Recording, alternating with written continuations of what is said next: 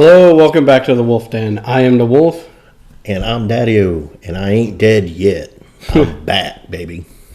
Yep. So here we are for episode 14. I'm a little tired today, although I don't know why, but kind of took an unintentional nap before this. While we were catching up on some wrestling stuff for the last couple of weeks. And real quick before we start, so if you haven't seen my social media posting, I had a run about 10 days. I had pneumonia.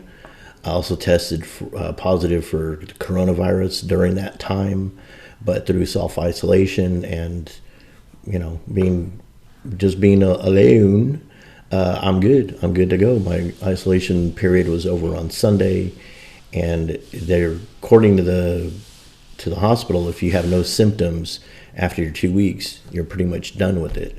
I'm waiting on a call from the county health department that's going to ask me, did I have a fever? When's the last time I had it? And all that kind of stuff. But who knows when that's going to happen.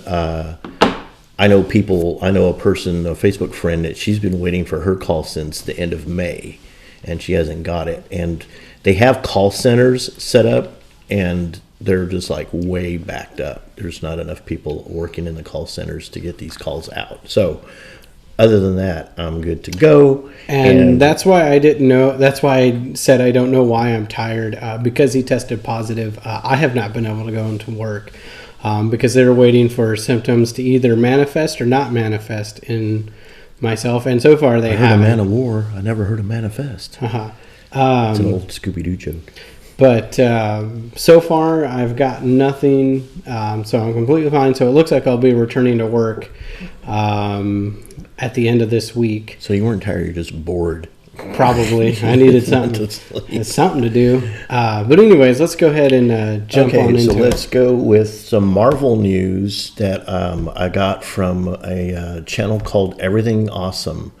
I've been paying attention to them the last couple of weeks because they're kind of Marvel exclusive, and they try not to report too much rumor stuff, although they do, but they get their information from either people that work at Marvel Disney or used to work at Marvel Disney or are in the entertainment industry that are like close to Marvel Disney. So couple of things that I have on that Agents of S.H.I.E.L.D. is going away. They're in their last season. They're only doing 13 episodes. Last week was number 8. But they're saying it's going to transition into Agents of S.W.O.R.D., which was it in Infinity War? No, it was in not Homecoming, Far From Home, where they showed Nick Fury on his space station. Yeah. So Agents of S.W.O.R.D. is coming, but there's a thing too, is they're not sure if that's going to be a new Disney Plus show or what platform it is. But in the meantime, Beast from the X-Men is said to make an appearance in Agents of S.W.O.R.D. And then what they're going to do is, because they're going to reintroduce the X-Men, that different X-Men characters are going to appear in Phase 4 movies and Disney Plus shows. Just like we heard that Wolverine was possibly going to be in Falcon and Winter Soldier. That was one of the things. So, what are your thoughts about that? About them spacing them out, putting them in different spots before they make a new X-Men movie? I think that's good. I think Marvel is really, really good at playing the long game, especially when it comes to their media. I would say movies, but now with the TV shows and everything, they're really good at playing that long game. Thanos was introduced in the first Avengers. Yeah. And he didn't come out for like 8 more years, 7 years, because it came out in 2019 or 2020. 2019. Well, no, Endgame. Oh, yeah. Infinity War is 2019. So, like, they had Thanos on hold for 7 years while they were building all of this story. So I think they're good at playing the long game. So it's going to be real interesting to explain, like, why the mutants weren't around or why Yeah, they didn't they've got help. to figure that out. I mean, maybe, and this is just something that I thought of, because they talked about when using the stones and the snap in Endgame, they talked about like that Earth became ground zero for this large energy output. I can't remember exactly what Rocket was saying. But like, what if that is kind of like what kickstarted the mutant gene? Maybe, Okay. I don't know, something. I can dig with that. I can dig with that. That's just like how they can introduce them, or I don't know, something else. I don't know. Speaking of the Agents of S.H.I.E.L.D. finale, it's coming up in about 4 or 5 episodes, I believe. Well, the new one will be tomorrow night. But now you've only watched a little bit of it. The whole thing is there's this race of machines called the Chromacons from Chromokamia or something like that, and they're being led by this woman called the Predictor, and she spreads her hands apart and she sees timelines and she sees how history is going to play out. So right now, what the Chromacons are trying to do is stop S.H.I.E.L.D. Well, they were trying to stop S.H.I.E.L.D. from being formed so that S.H.I.E.L.D. will never defeat Hydra. Okay. And but in the second episode, in the 30s, I think it was, no, I think they had moved to the 50s. They had to let Hydra win so that S.H.I.E.L.D. would form so that they could fight Hydra. So they're to that end, they're trying not to interfere, but they did change one thing in history. Is they saved Agent Sousa, who was supposed to be killed by Hydra, who was Peggy Carter's partner. Okay. So they saved Agent Sousa and took him with him. They're in the Quinjet jumping through points in time. And it's an automatic thing. They can't stop it. It just happens, like, say they land in like 1942 or whatever, then it'll give them so many days before it's going to jump again. So they do what they can and then try to get back before they jump. And so it's been interesting because they started in the 30s. They went to 1951, or no, they went to the 50s because they went to Area 51. Then they went to they didn't go to the 60s, but they went to 1973. And it's cool because they've let them use the costume the period costumes that match that. And then and also the Chromacons, there's a good Chromacon, and he's the only one. It's this character named Enoch, who is so funny. He's dry. He's definitely dry, humor wise and emotional wise. But he got so popular that he's in this last season, and the fans have really kept him alive. Kept him, coming back. So it's cool. I'm not sure how it's going to end. Now, the thing about Coulson was he died in season 6.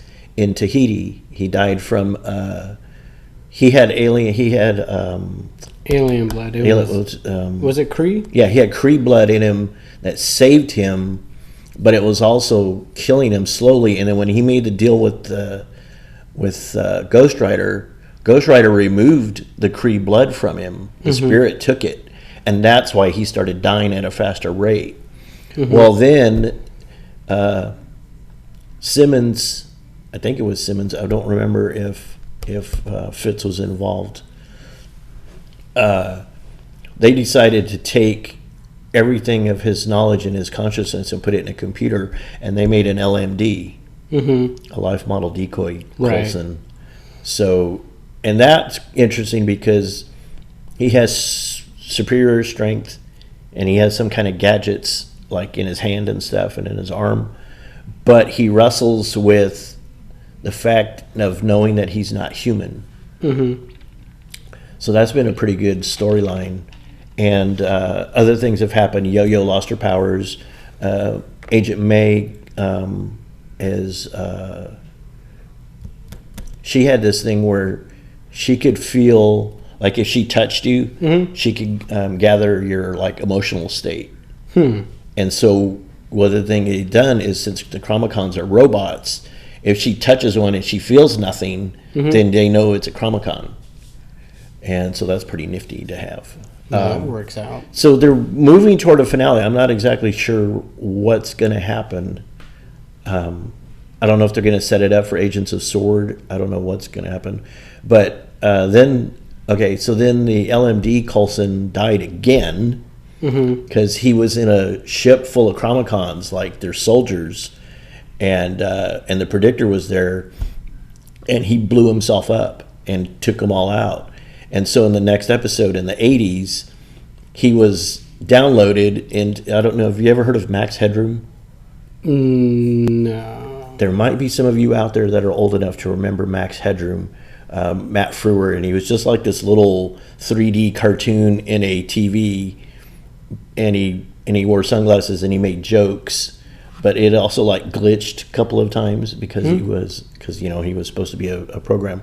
They kind of went that route with him, and the Predictor, she got blown up, and she downloaded herself into an old computer program and got this computer nerd that fell in love with her to make her into a real robot. But she didn't come out like Weird Science. It wasn't Kelly LeBrock, anything. It was like a little robot that looked really familiar, but I can't remember what movie I've seen it in. But anyway, that's what's going on with Agents of S.H.I.E.L.D., morphing into Agents of S.W.O.R.D. maybe by the end.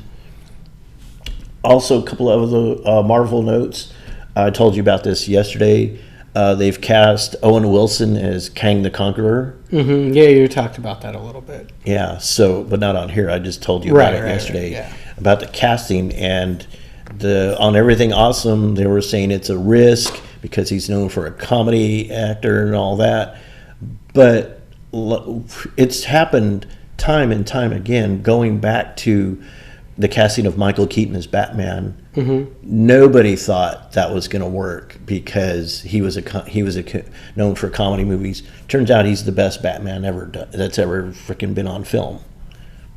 In your opinion? In a lot of people's opinions. Also, there's been some other, I can't think off the top of my head, but there's been some other casting where you go, huh? But it turns out to be really, really good. So I think, let it go. Let see what happens. Film it as they want. Kang the Conqueror is an enemy of both the Fantastic Four and the Avengers. So I don't know if he's going to figure in. Maybe he's going to be. I don't think they're going to do 22 movies this time around. I think it might be just 10, and that's what they're going to build to whatever cataclysmic storyline that Kang's been in, because we know that we've got the Fantastic Four back in Marvel Disney. Right. So obviously they're going to reboot those films, which is going to be sad because dollars to donuts, they're not going to use the original cast. They should. Michael Chiklis was a perfect thing. And there you go. There's another casting. And then since, Evans isn't Captain America anymore, he could go back to being the Human Torch. The Human Torch. So wow, that's the Human Torch guy really looks like Captain America. That's really weird. Well, no, because the last image you see of Captain America, he was really old. Yeah, but the public didn't see that. We did. You know what I mean? Oh, gee, wow. Why does Captain America fly around on fire now? That's some weird stuff. No, because Captain America's black now. And then this one I saw today, and I didn't tell you, the Russo brothers, Joe and Anthony, I think that's their name. They want to do Secret Wars. And they've actually pitched to Marvel Disney, and they've even made concept art. There was a poster, and the poster showed Silver Surfer having a face-off with Galactus. Right. And then as they scroll it down, then it just said, Marvel Studios Disney presents Secret Wars, directed by Joe and Anthony Russo. But it's just a mock-up poster. It's not happening yet. But that would be cool. the Russos have said that that's what they want to do, and I don't know what they were referring to, but Everything Awesome said there would have to be a rebooting of a couple of different characters. If they did Secret Wars, I know one thing from Secret Wars is that's when Spider-Man first originally gets the Venom symbiote for his suit, and he gets the black suit. So, but Venom technically already exists because the Venom movie, even though it was done by, was it Sony? They left it open so that he could possibly cross over, and especially with the Morbius movie. I was going to say, well, we know about Morbius, and we know about this, there's going to be a second Venom. Right, so Venom's already on Earth, so, I mean, I guess still during Secret Wars, they could show Eddie Brock losing the Venom symbiote and going to Spider-Man, but Spider-Man's the first and preferred host. Mm-hmm. So, well, actually, I guess technically Deadpool is the first host, which the symbiote being attached to Deadpool drove it insane. That's why Venom's evil. Now, the other thing, too, is Deadpool 3 is going to be done by Marvel Disney. Will it be rated R? Probably. I don't know if they can. I don't know if they can do it because Disney is not known for, Disney is family fare. If they don't do it, they're going to ruin it. Right. They're going to ruin it, and I bet it'll be the last one. Well, I'm sure Ryan Reynolds is fighting. Yeah, if Ryan Reynolds can't get it done his way, that'll be the end of it. He'll kill it. He'll kill it off. Probably. Okay, so that's Marvel news. This week's Versus. Right. So what I if you saw, I got my phone and I was checking something. So nobody commented on the.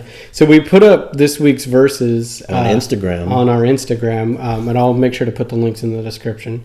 But we're doing Flowers on the Wall. And we did hear a bunch of different covers, but the two main ones is the original by the Statlers, which is on the soundtrack to Pulp Fiction, which is where you know it from. Which is a great movie. And a great soundtrack. Yeah.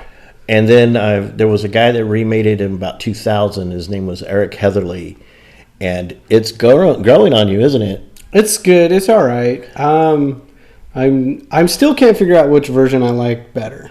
We also, just to let you guys know, we heard a version by Home Free, which is a country a cappella group. I didn't like it because he started with the bass vocal. Mm-hmm. Totally turned the song upside down. It's supposed to start with the high tenor, alto, whatever's the highest vocal. And so I didn't care for that. And then there was a version we heard by Nancy Sinatra, which wasn't bad music-wise, except for these annoying trumpets. The trumpets didn't make a whole lot of sense. Oh, it was awful. So, and then we heard a few others. But we settled on the Versus being Heatherly versus the Statlers. I was raised on the Statler Brothers version.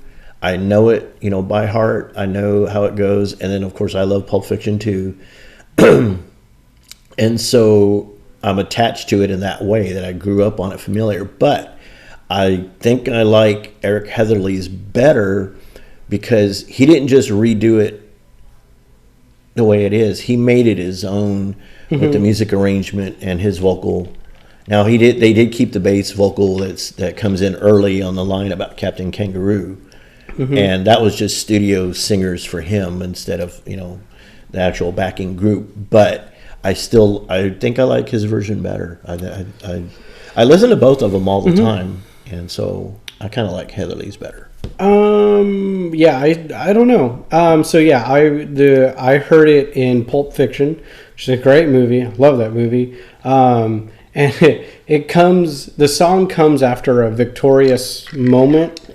If you haven't seen Pulp Fiction, I'm not going to spoil it because even though that movie's old and it's like, oh, who cares about spoilers? That's still a movie you have to experience for yourself. You have to, like, so I'm not going to spoil it, but the song does come on after a victorious moment. And that's just kind of like, and then it's cut short, honestly. If you've seen the movie, you know exactly what I'm talking about. If you haven't, you got to go watch Pulp Fiction. But if you grab the soundtrack, then you'll hear the whole song in its entirety, plus a lot of other great songs. Yeah. Tarantino is really good at picking out songs. He picks out a lot of obscure stuff. Yeah, and then he puts it in the movie, and you're like, wow, hey, and it kind of brings the song back. Yeah. That happened for the Statlers. That brought that song back into the forefront of country for a while and made them popular again. Mm-hmm. But I really like Eric Heatherly's version. Matter of fact, I was going to have my band do his version of it. Yeah. So hearing Eric Heatherly's version, I like it too because the lyric isn't like the lyrics aren't changed, so the meaning's all the same and all of that. But the music is a bit more upbeat, and there's a few parts that remind me of different songs. There's like the opening when he starts doing the guitars and stuff. It kind of reminds me of Walking on Sunshine, how it's upbeat like that. And then there's another part, and I just lost all of that I was going to say. It reminds me of another song that was also upbeat, and I really like it. But in this case, I'm on the fence. I don't know if I like one particularly more than the other. I do know I enjoy the song. That's true too. But I lean towards Heatherly's just because he made it his own, and I like the music arrangement. But you can't beat the classic. Statler Brothers' version is awesome. Some of the other versions were scary, but I'm still going to lean towards Heatherly. I just like that he updated the song, and he did it without making it stupid. He didn't change any of the words. And you can kind of, I think in his version, you can get the lyrics a little bit better. Oh. Yeah. I just remembered. So there's another part that's towards the middle or end of the song where he brings in the drums and he's doing a beat, and it kind of reminds me of the chase music from The Emperor's New Groove. Oh yeah. Yeah. Drums part. Yeah, so that's what I... So if you're going to be part of this with us, we're trying to make this interactive, but it only works if you get involved. You go to our Instagram account, which is... Eric Wolf Productions. At Instagram, or I don't know. It's at Eric Wolf Productions. So go to Instagram, find Eric Wolf Productions, and we've put the YouTube link so you can click and get both the songs and listen to them and decide for yourself which one you think is better, or maybe you like them both, or maybe you don't like either one of them. But comments are going to get shout outs, so please, come in on this with us. We're trying to get you guys involved. It only works if you get involved with us. We're going to try to keep doing this going forward. Next is we're going to go into wrestling, more than just AEW this time around, even though we got a buttload of AEW. There was some other stuff that happened that I know about, and you may know about and get your take on, is Impact Wrestling. I've been watching it off and on, so I kind of know some of the guys that are over there, not a lot of them. And I know they had this dude, Michael Elgin, beast, man. This dude was awesome. I really liked him. But they lost Tessa Blanchard, Michael Elgin, and somebody else over sexual harassment allegations. They called it the Speak Up. I think that's what Ollie said. I thought it was the Speaking Out. The Speaking Out hashtag movement of wrestlers talking about being abused. And so they lost Tessa Blanchard and Michael Elgin and somebody else. But at Slammiversary, there was a whole bunch of free agents that just came due like Friday before Slammiversary. Their 30-day non-compete clauses were up. And these were all dudes that were let go from WWE. So Heath Slater, Eric Young, and he teased on his Instagram. He teased the Super Eric character because he had the cape, and I don't remember if he had a mask or not. And then he was with. Now he had a faction it was him, Curryman, and Abyss, and they were called the Prince Justice Brotherhood. Oh, okay. Yeah, it was a terrible gimmick, but Super Eric was kind of a funny gimmick. And then his character before that, remember, you used to love that his own pyro would scare the crap out of him. That's what I remember, is he was afraid of his own pyro. But then he went later on, he went full on psycho mode. A couple of different times, he took a hit, he fell off the ring post, and he fell from the ring post down the ground and hit his head, and that made him like super heel, and he formed the, what was his faction? He formed the World Elite, where he had different wrestlers from different countries, and then he represented Canada. And they were actually a really good heel faction. And there was another heel faction at the same time, the Main Event Mafia, which was all champions. It was Samoa Joe, Kurt Angle, I think Sting ended up in it. I can't remember. It was like, all champions there. And then they combined, and they were called the World Elite Mafia. But then they had infighting, and they all broke up. But Eric Young is a heel, and as a badass, as a psycho, works just as good as his comedy gimmick. And so Eric Young, and in WWE, well, first they were in NXT. Yeah, they were formed Sanity with what's his name? Something Killian Dane and Nikki Cross, who are actually married. And but then when they got called up to the main roster to SmackDown, they didn't do anything. Yeah, I didn't even know that. I even forgot that Eric Young was even there. They came out like twice to shenanigans. They didn't. I don't even remember them having a match. They just shenanigans where they interfered. And now Nikki Cross is with Bliss. Yeah. So Killian Dane.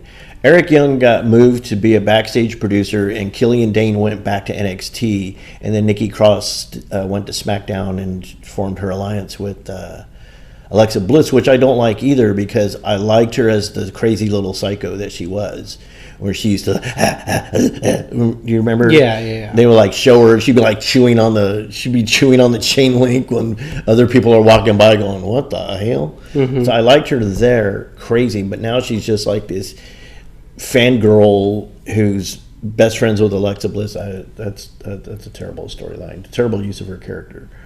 Let's see, who else did they get? Ethan Carter III. EC3, but he didn't debut at Slammiversary. At the end, it just showed him watching the program on TV, and he didn't like it, and he took like a drink and threw it at the screen and broke his TV, and he turned around and fumed at the camera, and then that was it. But the Good Brothers, Doc Gallows and Carl Anderson, and I don't think they're going to call him Machine Gun Carl Anderson like he wanted, because this wasn't a debut of new characters, but the Motor City Machine Guns, Chris Sabin and Alex Shelley got back together, which I bet there was a hell of a pop for that, because those guys were 10 years ago were on the level of the Young Bucks now. When the Young Bucks came to Impact, they were called Generation Me, and they were already good, but the Motor City Machine Guns were on the level that the Young Bucks are on now 10 years ago. And then they wrestled, I don't know, 2 or 3 years, and then Alex Shelley retired, and Chris Sabin went on to, I think he went over to Ring of Honor. And so his contract must have been up too, and boom, there they were. They came back. Gallows Anderson, and I told you about who they lost. Also on Impact, there was Kylie Ray, who gets a lot of comparisons to Bayley because she's just so, well, not heel Bayley, face Bayley, because she was so happy and energetic and bubbly and everything. And I watched her interview with Chris Van Vliet, and she really does. When they said that, I'm like, that's who she reminds me of. But anyway, Kylie Ray had been with WWE for a while. She was in one of the women's tournaments. I don't remember if the first or the second. And she was booked to win, and then they changed her mind at the last minute, and whoever the hell won. And then she was on NXT for a while, but I don't watch NXT enough to know if she was on a regular basis.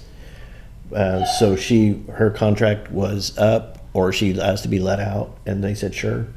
And then I'm not quite sure. They said she went to AEW, but I don't remember ever seeing her on AEW, and I don't remember them mentioning her. And she said it was a low point in her career, and she bailed out on AEW, and then she went over to Impact, and they filmed because Tessa Blanchard is gone, the title is vacant. So what they wanted to have was a contenders match, I guess. And so there was a battle royal, women's battle royal, actually, and Kylie Ray won it. And so I guess they'll have another one to determine another contender, because you got to have two people to fight for the title, right, to become champ. So unless you're Asuka. She just fights whoever. or got the thing handed to her. Okay, WWE, which we don't watch anymore. Nah, hardly ever. But I still get information of it. Some storylines kind of interest me, but I haven't been interested enough to go back and watch. But over on Raw, I think, there's a new faction called the Hurt Business, which is MVP and Bobby Lashley. And they've been trying for a while to get Apollo Crews to join, and he won't. He keeps saying he's his own man, and blah, because blah, he's blah. afraid of another nation. My friend Nisha thinks they're kind of like Nation of Domination 2.0. Now, it's weird because right now, with the division of people in this country, and the BLM movement and all that, WWE is trying to say, well, we're diverse. Look, we have all these African American guys, but they're like all in one section, all in one little thing, and they're trying for the U.S. title. It's all about the U.S. title. They had a six man. They had a 6-man, and Mustafa Ali returned, and he's not really. I think he's part black. I don't know. I don't know. He's Middle Eastern, and that's the part of the diversity. Yeah, so you got Mustafa, and he got his first name back. They put Mustafa Ali. Mustafa Ali, not Rich Swann. Rich Swann's on Impact. Cedric Alexander and Ricochet versus the Hurt Business and Apollo, I think. But it's an interesting storyline. Like I said, MVP's always been a good on the mic, and he's a pretty good wrestler. While he was over in Impact years ago, him and Samoa Joe and somebody else had a faction called the Beatdown Clan, or Beatdown Club, something like that, and they were pretty good. So MVP's a good worker, a good talker. I was glad when he returned. His first bookings were kind of stupid, where he's just getting beat up by Drew McIntyre all the time. But the Hurt Business storyline, I'm kind of interested in. But I'll just get my information off of YouTube. I'm not going to bother watching Raw. I can't stomach it really anymore. Kairi Sane is gone. Yeah, it looks like she's leaving. Her contract was up at midnight on Sunday after they had filmed the horror show at Extreme Rules at AOL.com. Right. That was the other thing, was I heard that they had originally said that at least 2 of the matches were going to feature some CGI. And that would be Bray Wyatt's swamp match with Strowman, and which I heard was really, they're letting Bray Wyatt have control of his character like they should have let Matt Hardy. And so Bray Wyatt is really running with it, really creative. The stuff I heard about the swamp match is just phenomenal. Well, so anyway, what was I saying before that? CGI. The CGI. So they filmed a version of the Rollins Mysterio match where he squeezed Mysterio's head or something and his eye popped out. But Mr. McMahon saw it because they had already filmed it. He thought it looked stupid. He did not like it. So instead they got a little plastic eyeball for Ray to pull, or for Rollins to pull out, but it didn't like fall out. It just like was hanging by the retina, and so the optic nerve, and so he's supposed to be going to be okay. Yeah, something like that. That was weird. That just sounded stupid. Oh, and then apparently Rollins' reaction to him doing that, to making the eye come out, was that he puked up puke all over the side of the ring. He's not on the floor. Not a very monster heel then if he can't. Yeah, it's like I did something so heinous that it made me sick. You know, Negan didn't throw up when he beat hit Glenn so hard that it made his eye pop out, and it was gross as. Yeah, that was awesome. He didn't puke. He didn't even flinch. Come on, Rollins. I think he laughed, man. I think he laughed. And then, so the thing with Mysterio's up in the air is his contract's already been up. For like 2 months. No, I don't know why Ollie said that. It's only like 2 weeks. He's been working without a contract for just a couple of weeks. But he hasn't re-signed, and he's got offers to go to other places. There's other companies. And then not just AEW. There's Ring of Honor. There's Impact, which is starting to gain some traction now. He could even go to NWA and take the rest of the year off. But what happened to Dominic? He wasn't there. He didn't run out. His dad got his eye ripped out, and he was like, nah, whatever. So he's supposed to like take over for Ray when Ray leaves. Speaking of that, the whole build of the eye for an eye was, revenge for Dominic. And then like, he's Eddie Guerrero's son anyway, so it doesn't matter. Yeah, because he won him. Next, NWA.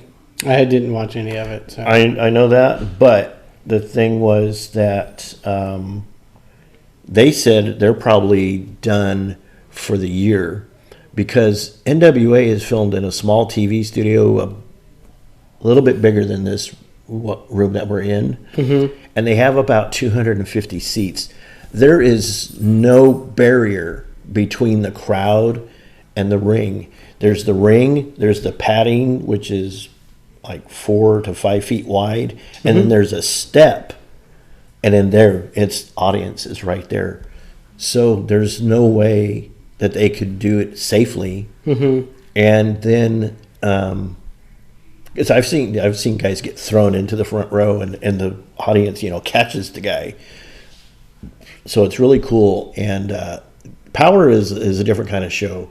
It's a throwback to the 80s, to studio wrestling. They've only got like 1 or 2 cameras. They got a hard camera. It's a big old box looking thing. And the guys come out from a little curtain. There's no big production. There's no ramp. They just come out from a curtain, and they'll come right out to the announcers. There's usually an interviewer, announcer kiosk. This guy named,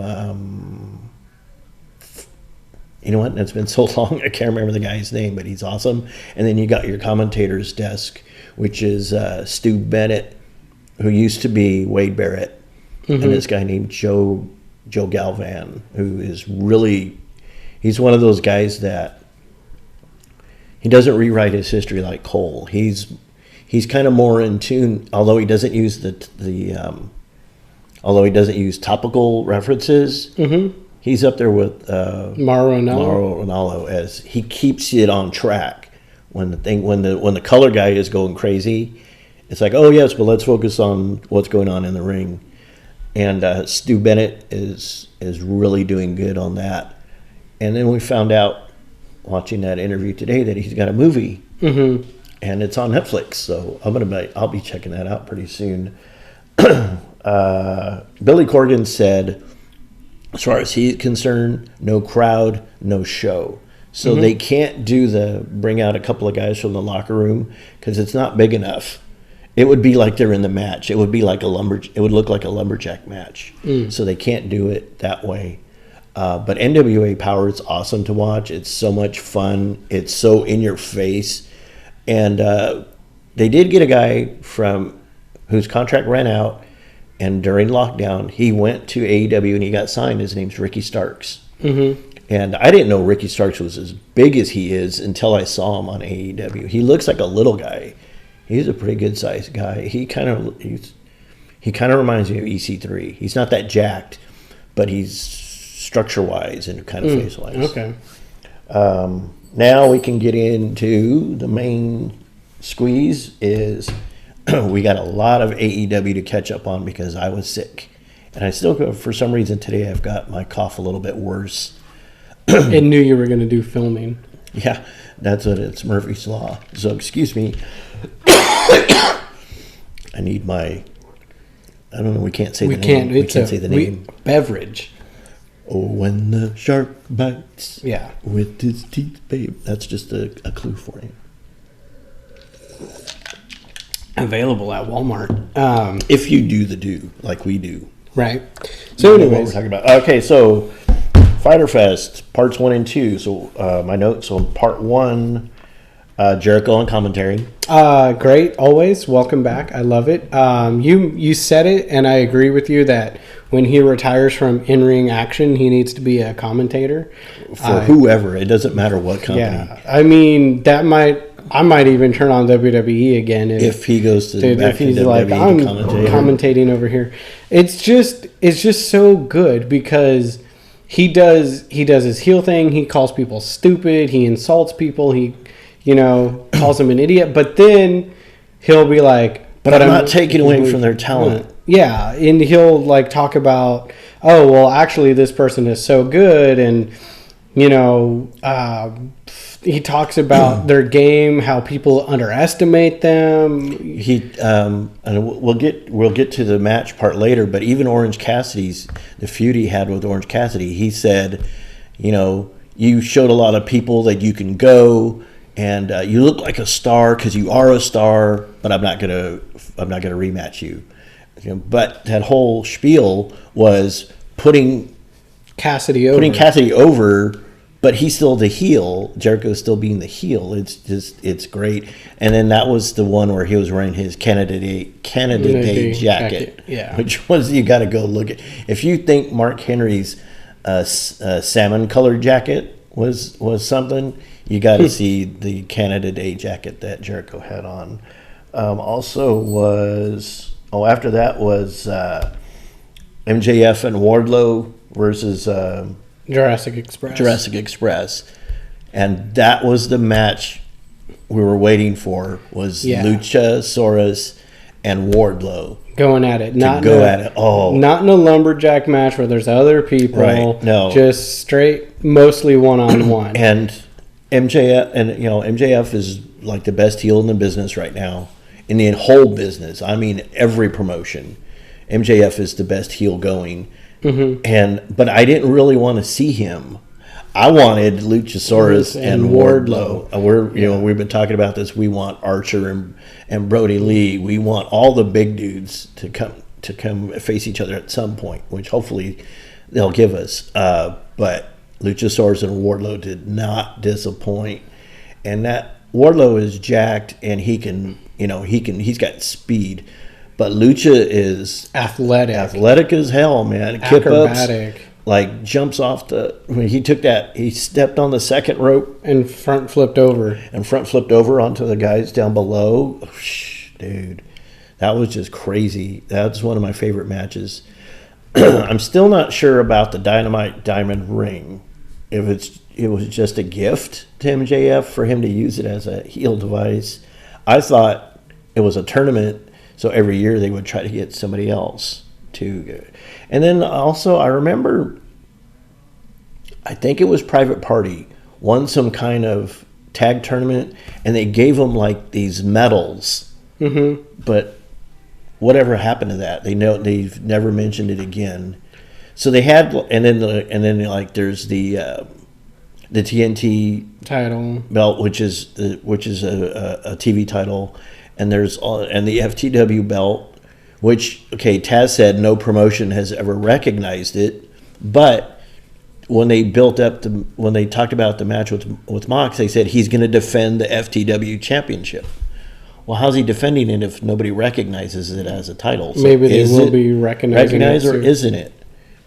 So I'm a little bit confused about these non-essential belts. Now the TV title that's a tradition, but Cody's been doing pretty good about that. He's defended it like 5 times now, and I think it's making him heel. They said the stress of his job was like making him more vicious. So like when he was beating Sonny Kiss, which is in part 2, he Arn Anderson had to calm him down and say, hey, we don't do it this way. We'll get to that. Let's wait and catch up to that match. I'll tell you what's going on. Penelope Ford versus Sheeta. Sheeta, I mean, thankfully the right person won there. Sheeta came out on top. I don't like Penelope Ford. Yeah, you've made that clear. I don't think she's a good wrestler at all. She's good looking, and that's the only thing that's getting her over. Even Taz said, she's a beautiful woman. And then Jim Ross says, you can't take your eyes off of her. Mm-hmm. But I mean, Sheeta's the real threat. Sheeta is 12-1 now, I guess. Didn't she get beat? Yeah, she had was it a non-title or was it a tag match or something? Yeah, technically I think she's 13 or 14-1, something like that. But I did like that Kip Sabian, Joey Janela. Kip Sabian gets ejected from the match before it starts, which is funny because you can hear Jericho yelling and saying that he shouldn't be ejected. Because and then Jim Ross said, well, he put his hands on the ref. Well, the match hasn't started yet, so that don't count. It doesn't count. The match has to start. So I just, that's just some funny stuff. That's just, I don't know. He said it, and it was great. So then he gets ejected, takes her Boken, and pretends to smoke it like a cigar. And I was like, well, I wonder how that's going to come back in the match later. And of course, he comes back. What happens to Aubrey? I fell asleep. But something happens to Aubrey because she's distracted, and he comes down, and he's going to try to hit Sheeta with it. And she, punches him, and he throws it to her. And then she gets it and cracks him one. Yeah, and then defeats. Sometimes, Penelope. I mean, this is a great show, but sometimes their shit's a little too obvious. Yeah, it's like he's just like when MJF almost hit Wardlow with the diamond ring, and he's standing there with his hand cocked, and he goes, "Can't you do anything right?" And then Luchasaurus bumps into him, and he goes, pops Wardlow. I mean, come on, But it's still in good fun. There's, like I said, they're only a year old. They're still a developing company. They're still developing their talent. They probably rehearsed it and thought it looked better than it did, but it was kind of silly. And there's been things like that all along. But I'm not gonna shit on them for that, like other people do, WWE rabid fans do, because they're a brand new company, and these are brand new people to TV. Well, the ones that are AEW originals are brand new to TV, so it's going to take them a while to develop their stuff to where it looks better than it does. Next was Cody's first defense of the title against Jake Hager. Mm-hmm. What? So that was interesting. I remember watching it. I was asleep for it the second time, but I remember watching it the first time, and I don't know. I am confused like everybody else because for some reason Hager thought that Cody tapped. Yeah. But then Cody got the pin, which is why he didn't fight. So try to kick out of the pinfall. So that's got to make me wonder did Cody actually tap out? I never saw him tap. Right, but I mean Hager is a seasoned fighter, and he's through MMA, so he knows when people tap out. True. So why would he, of all the times, forget what it feels like when somebody taps out on you? But there's different ways to tap out. You can touch the person, or you can touch the mat. Mm-hmm. And the angle that they had, you couldn't see Cody touch anything. Right. So I don't know where that came from. That was a weird finish.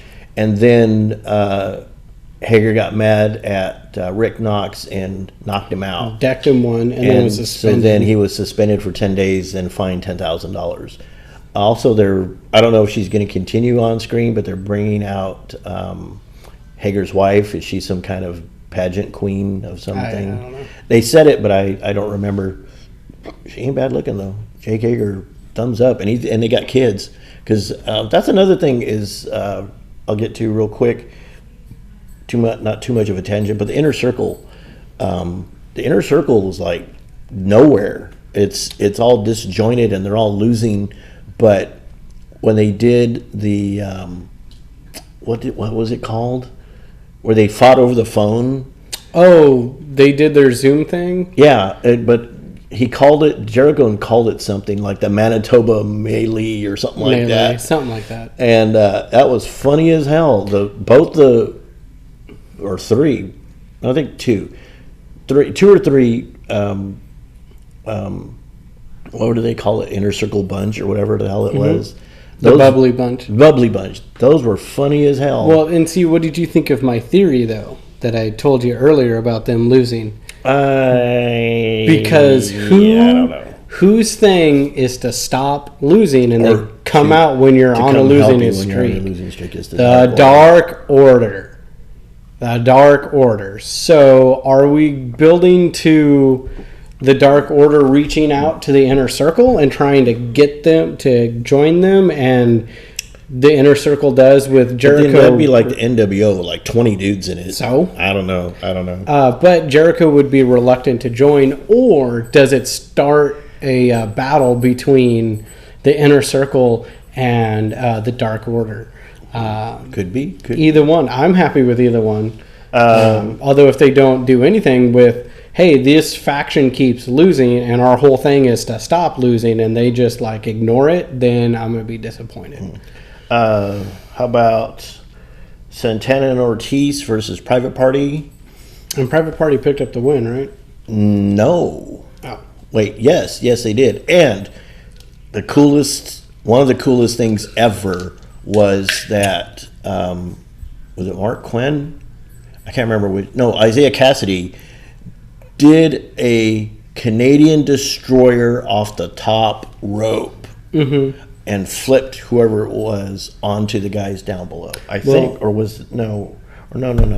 Excuse me, that's a different match. I'm totally lost on that. But Private Party, in that match, Private Party beat Santana Ortiz, and there was shenanigans. I forgot what they call that thing. It's the sock with the baseballs in it. It's got a name. I don't remember. Yeah, I can't remember what it's called. Ortiz was going to use it, and Matt Hardy came out and snatched it away from him. And that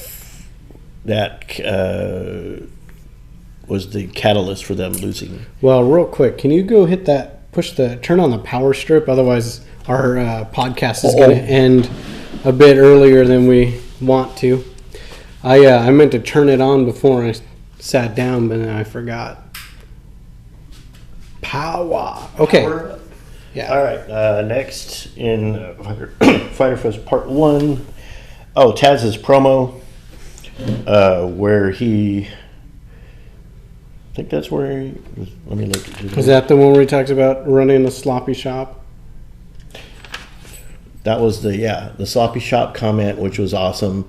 And also, that was where he found out that Mox... he didn't test positive for COVID. His wife did, Renee Young. But he's just like you, getting exposed by me. He had to isolate for 2 weeks, so that's why he wasn't defending the title at Fyter Fest. They had to wait for Fight for the Fallen. But Taz's promos are freaking fire.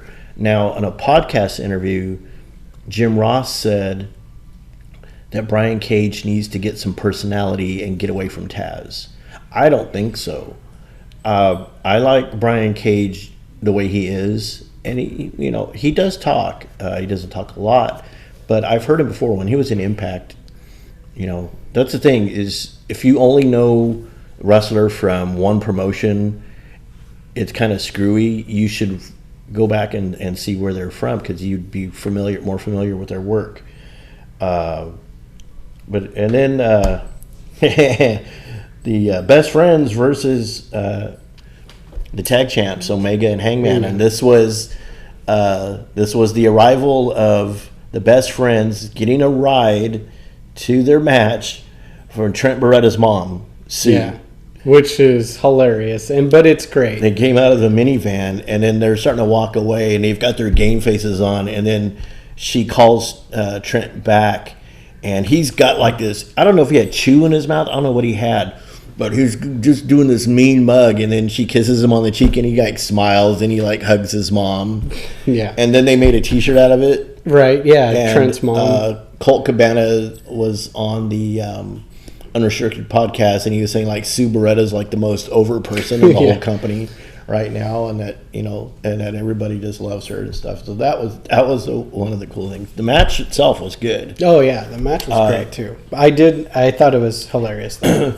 I think that Trent Beretta works harder than Chucky Taylor.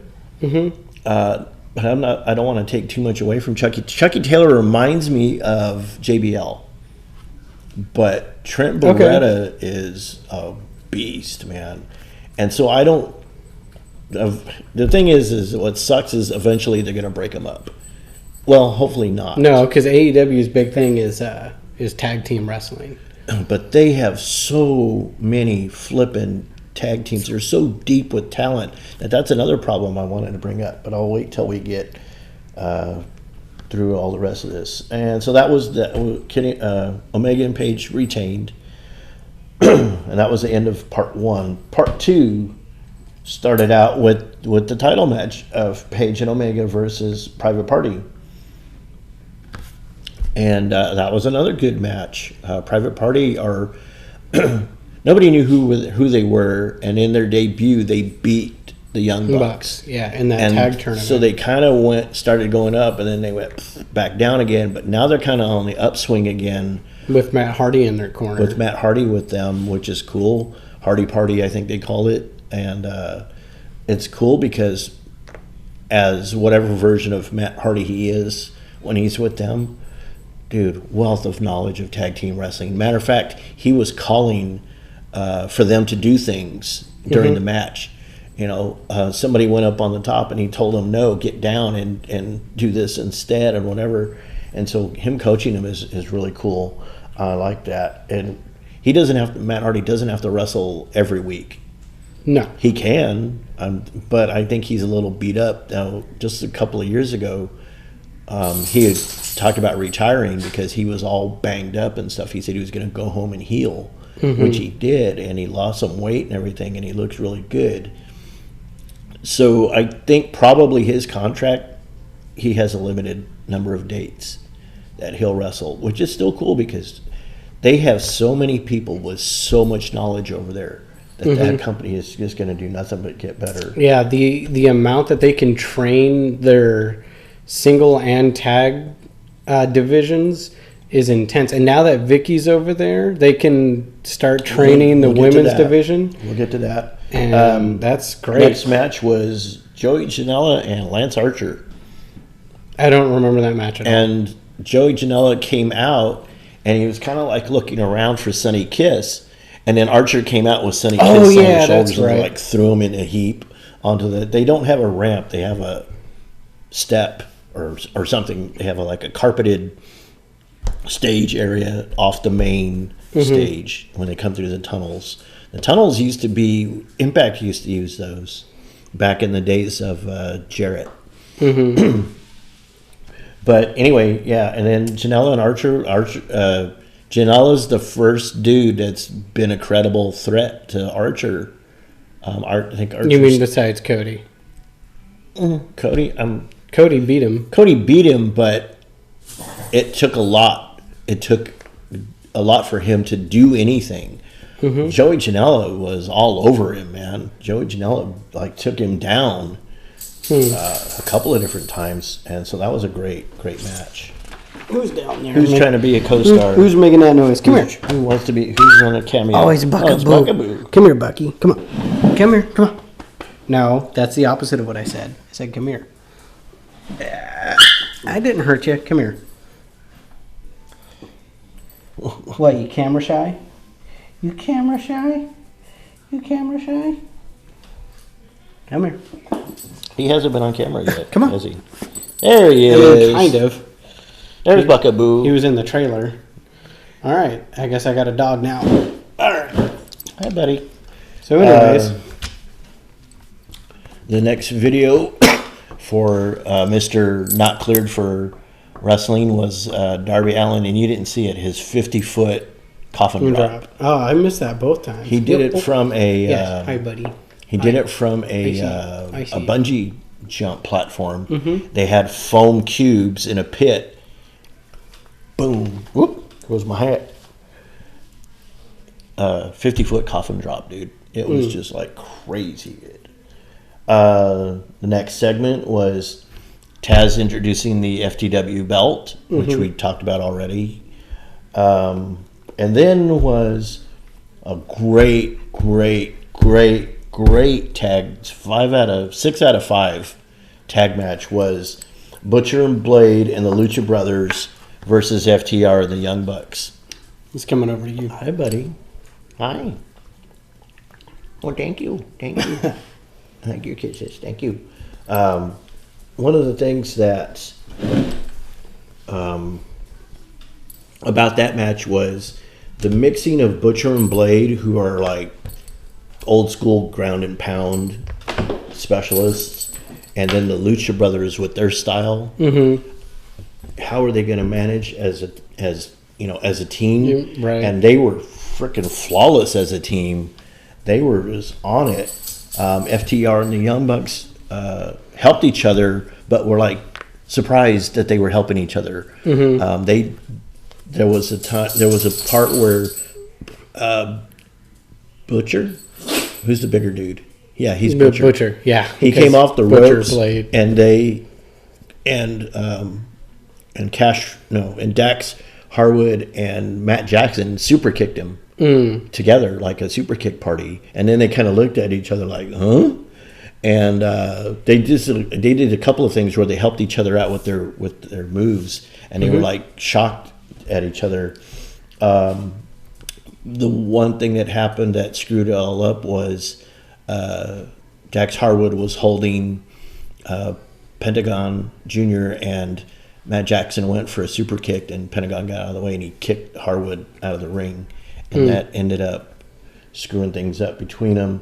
But also it was Phoenix. It was Ray Phoenix that did the Canadian Destroyer. Oh, okay. On who did he do it on? I don't even remember who he did it on, but Canadian Destroyer from the top rope onto the people down below, onto all the rest of the guys. That was phenomenal. Never seen anything like that. And then at the end, even though Harwood got kicked in the face, they shook hands and they were like, okay, Big Swole got her restraining order from the role model.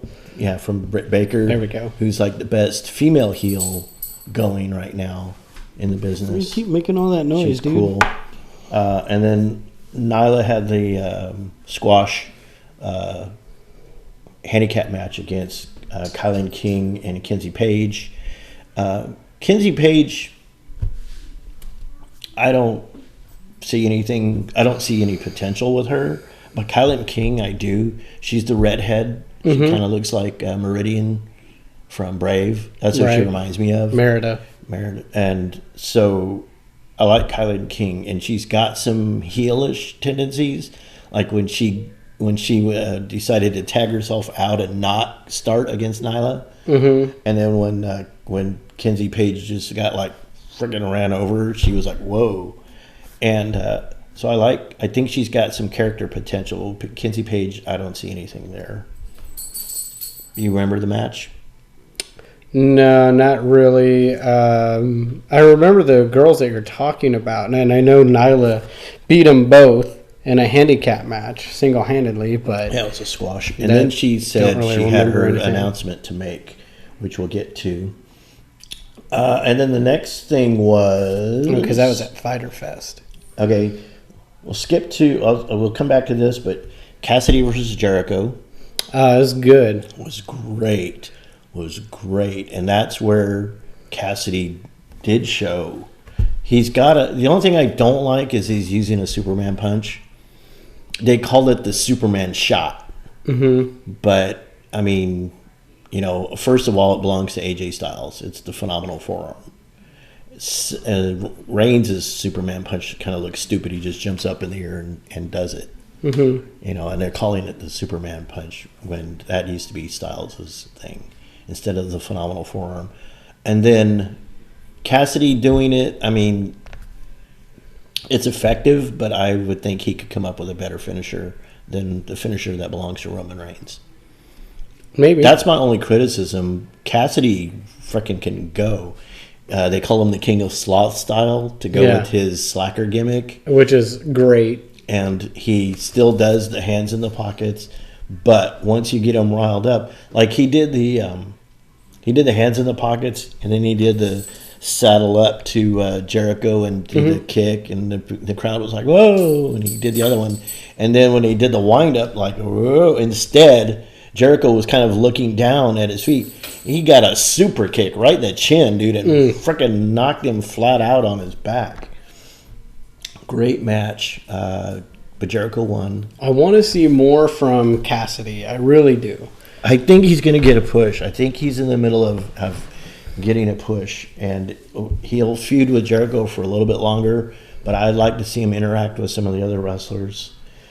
You know, isn't he on a losing streak too? Cassidy? I think so. He's lost twice to Jericho. No, did he beat Jericho once? No. So, well, I don't know. Okay. Orange Cassidy into the Dark Order. That's what I want to go back to, because it was Stu Grayson and Brody Lee, Mr. Brody Lee, and Colt Cabana as the Dark Order against SCU.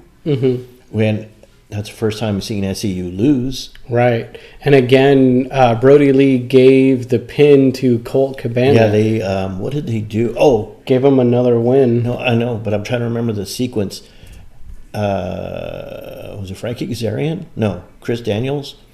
I can't remember who it was, but I think Brody Lee just straight knockout punch, and he went down and he wasn't getting up, and then Stu Grayson was going to cover him, and Brody Lee stopped him and then made him go tag Colt Cabana, and Colt Cabana came in and took the pin, and then was just happy and elated that he got another win. I think that's 3. Right, 3 in a row, and that's their promise. You come with us, you'll stop losing. Yeah, and now that's 3 wins for Colt Cabana, who hasn't committed to the Dark Order, but on AEWshop.com, dude, that shirt is awesome. Colt Cabana Dark Order T-shirts are on the market. I want one. I think if they start selling, that's going to seal it, and he'll join. Yeah. But Colt, and then see. Now, Colt Cabana is known for his comedy wrestling, and he said one of his favorite comedy wrestlers is Santino. That's like his role model as far as doing comedy wrestling, which we've seen. He does. He'll pull my finger thing and flip somebody, and then he'll go "Hole!" Or he does that thing where he goes up to the top to the second rope and he like spins around, and he likes having fun. He's always laughing. He has fun with the refs.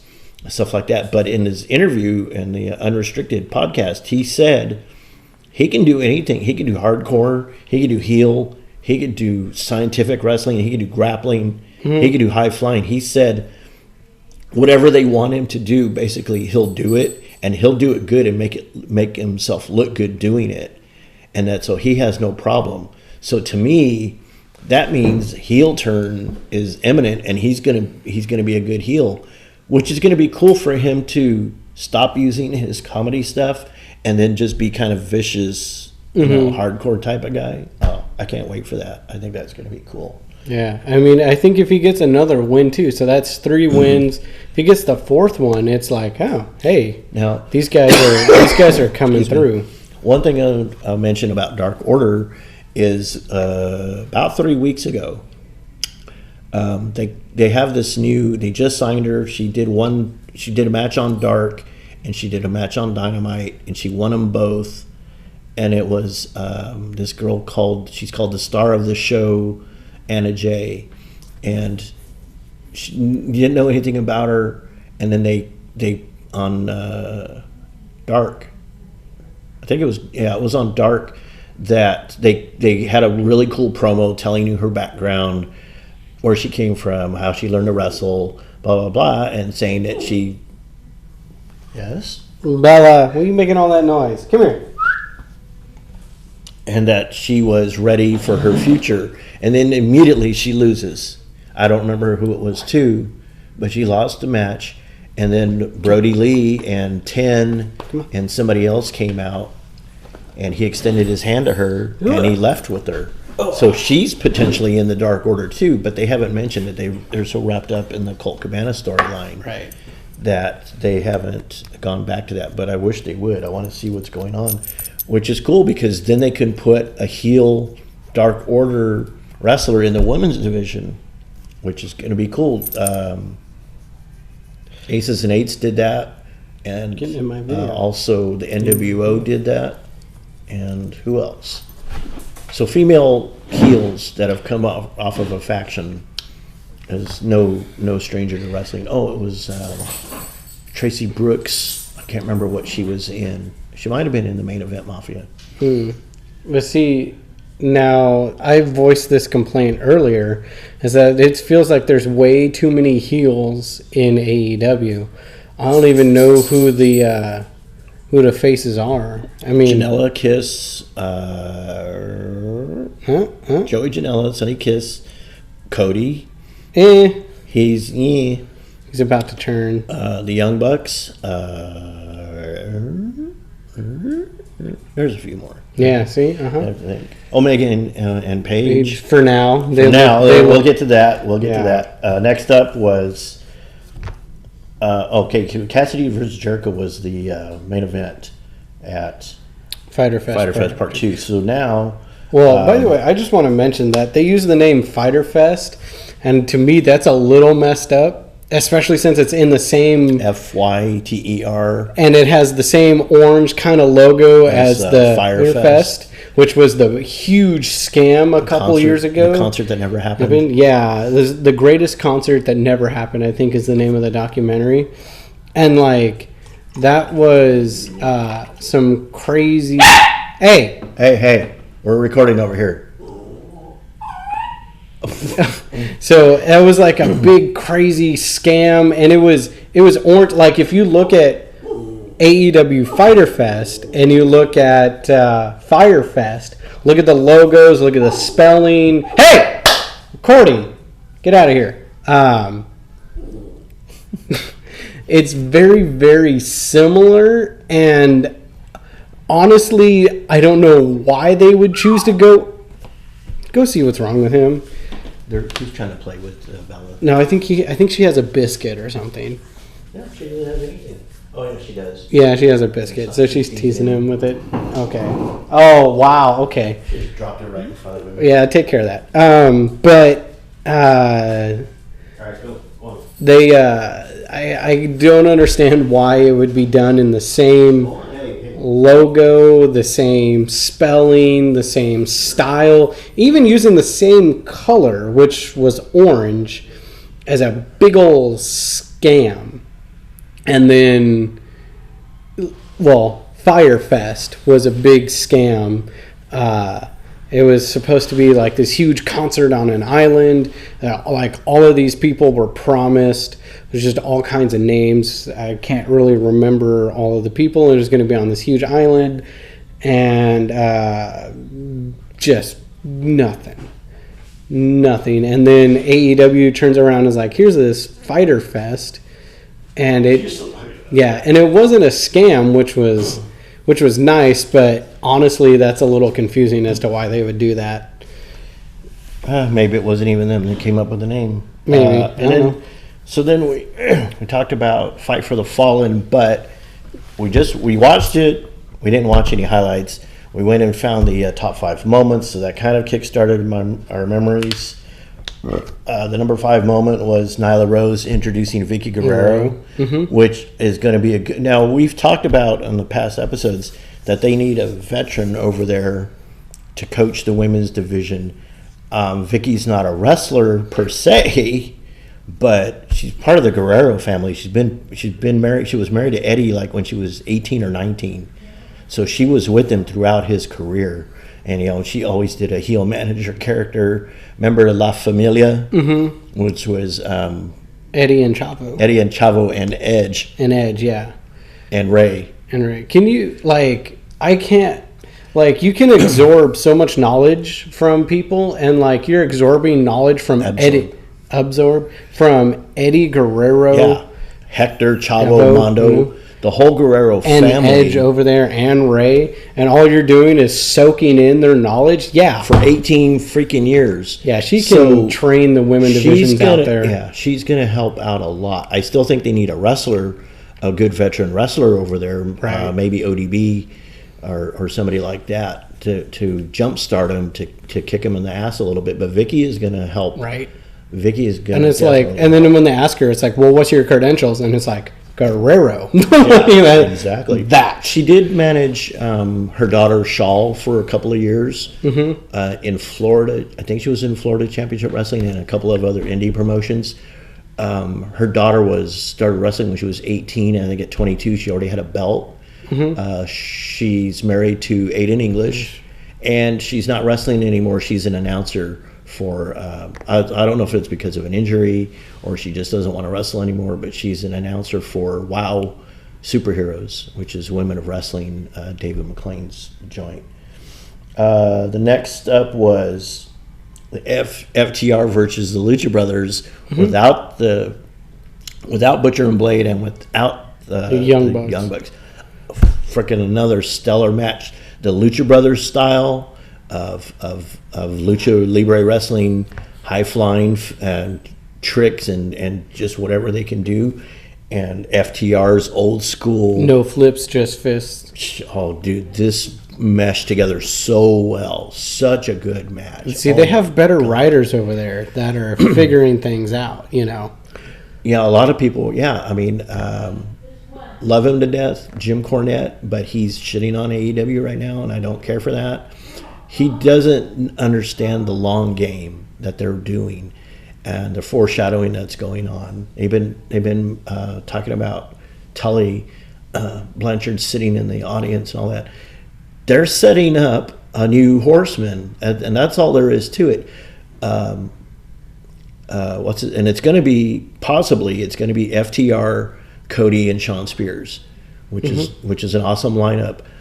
Because Arn Anderson's with Cody and Tully's with Sean Spears. Sean Spears did an interview, another Chris Van Vliet interview, where they mentioned it, and he said then this interview was in the spring, back in the spring. He said they're playing the long game. He says, look at Arn is with Cody and Tully is with me. He says, that's foreshadowing. That's something that's going to happen in the long run. So no doubt, I think they're working towards a new Horseman, which is going to be cool. You can never have the Four Horsemen again. You can't. It was Arn Anderson, Tully Blanchard, and then they went through a couple. Ric Flair, and they had a bunch of different guys after a while. The original four broke, and then there was a fifth guy was their manager, J.J. Dillon. So you can't duplicate that, and I don't know who the best known version. I mean, I know Dean Malenko was in it, Chris Benoit was in it, Steve Mongo McMichael was for a long time the big gun heavy guy. There was just a whole big run of horsemen, but the original four, you can't get away from that. So the new Horsemen, it's never going to be the Four Horsemen, but if they can get these guys' chemistry right, especially FTR being new, and then Sean Spears and Cody, and the history, right. And the gimmicked chair controversy when Sean Spears knocked Cody the fuck out. Yeah, and he calls himself swearing a lot today. I'm sorry about that. I might bleep one or two of these out. But he calls himself the chairman like that. Yeah, he started doing that. That's a great way to get your nickname, the self-proclaimed chairman of AEW, because you hit the boss in the head with a chair. And then there was the self-proclaimed chairman of WCW, which was the Spanish wrestler La Parca, because he hit people with chairs, and then he would come out and play it like a guitar. Next would be Cage and Moxley. Well, that closed the show, but I'm just going on the numbered top five. Cage and Moxley, which was good. Taz throwing in the towel. I think It's hard for me to the next time they roll out a monster, unless it's like Braun Strowman, I'm not gonna care because they build him as unbeatable, but then they get beat, and then they're like, "Oh, here's your ass. Let me whoop it real fast." But and of course, Brian didn't tap out, and he wasn't pinned. Yeah, so the in-ring story that they told was great. It made sense. It makes a whole lot of sense. And then, like, even Moxley's promo where Taz has been running him down and saying, you can't get the paradigm, that's your finisher. You can't get the paradigm shift on him because he's too big around the shoulders. He's huge. Basically trying to say that Moxley's a one-trick pony, that all he has is the paradigm shift. And then Moxley cut his promo and goes, okay, so I can't do it on him. You know what? He's got a surgically repaired bicep. I'll just rip that crap right off of the bone. Mm-hmm. And he practically did. He injured Cage big time. He had to go. He did arm bars and he kept doing Fujiyama arm bars and other stuff. And then he had him grapevined on that last arm bar. And you could see that he was going to tap, and Taz was beside himself. Great acting by Taz too. Yeah, he didn't want to do it, but he could see, and he threw the towel in. And then Jericho on commentary was like, "Oh, why did he do that?" And then Ross explained it to him. Hey, he can't afford to be on the shelf for another 5 months, so it's better that he, rehabs his injury, for like a couple of weeks, rather than 5 months. And then Jericho's like, oh yeah, that makes sense. And but then when they were getting ready to leave, Jericho says, I wonder what kind of words Cage had for Taz before Taz gets a chance to explain it to him the way Jim Ross explained it to Jericho. Totally great storytelling right there. Totally makes sense. And Cage was pissed, and then he started to come back, and he did come back, and he after the bell, and he was laying a beat down on Mox, and then the lights went out. Is there a power outage? Yeah. And Jim Ross, well, who's here? Well, gee, thanks for letting the cat out of the bag. Yeah. And then they pop the lights back on, and there's Darby Allin on the top rope of the skateboard. He was on the ring post. Yeah. He leapt off and hit Cage with it. Cage right under the chin is what it looked like to me. Yeah, in the button. And just like boom, knocked him out of the ring. And so Mox and Darby are kind of sitting there, Darren kind of looking at each other like, okay, you're back. You think you're ready for this. And then here comes Cage tries to come back in, and they both turn around and walk towards him. Mm-hmm. And Taz pulls him back. It's great storytelling. That's the thing. Great storytelling over there. My only problem is the Lance Archer and the Brian Cages. These guys are unbeatable. Gets beat, and it's like, well, okay, cool.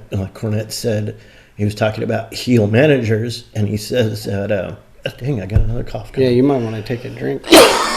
Excuse me. He was talking about heel managers, that Vicky is the only real heel manager because Taz cuts great promos, but they're heel promos, but they sound so good. He comes off almost like a babyface. And then he talked about,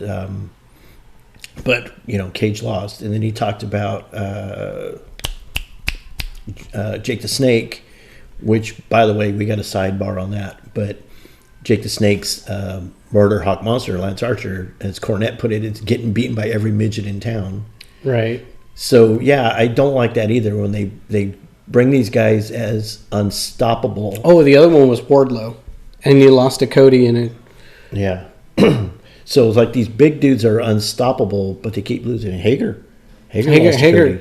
No, Hager lost to Moxley. But he also lost to Cody. Oh, okay, yeah. So it's like... Yeah, and the whole reason that Hager was brought in, according to Jericho, was because he's huge. Because Hager, because he said he's my personal bodyguard. He picked him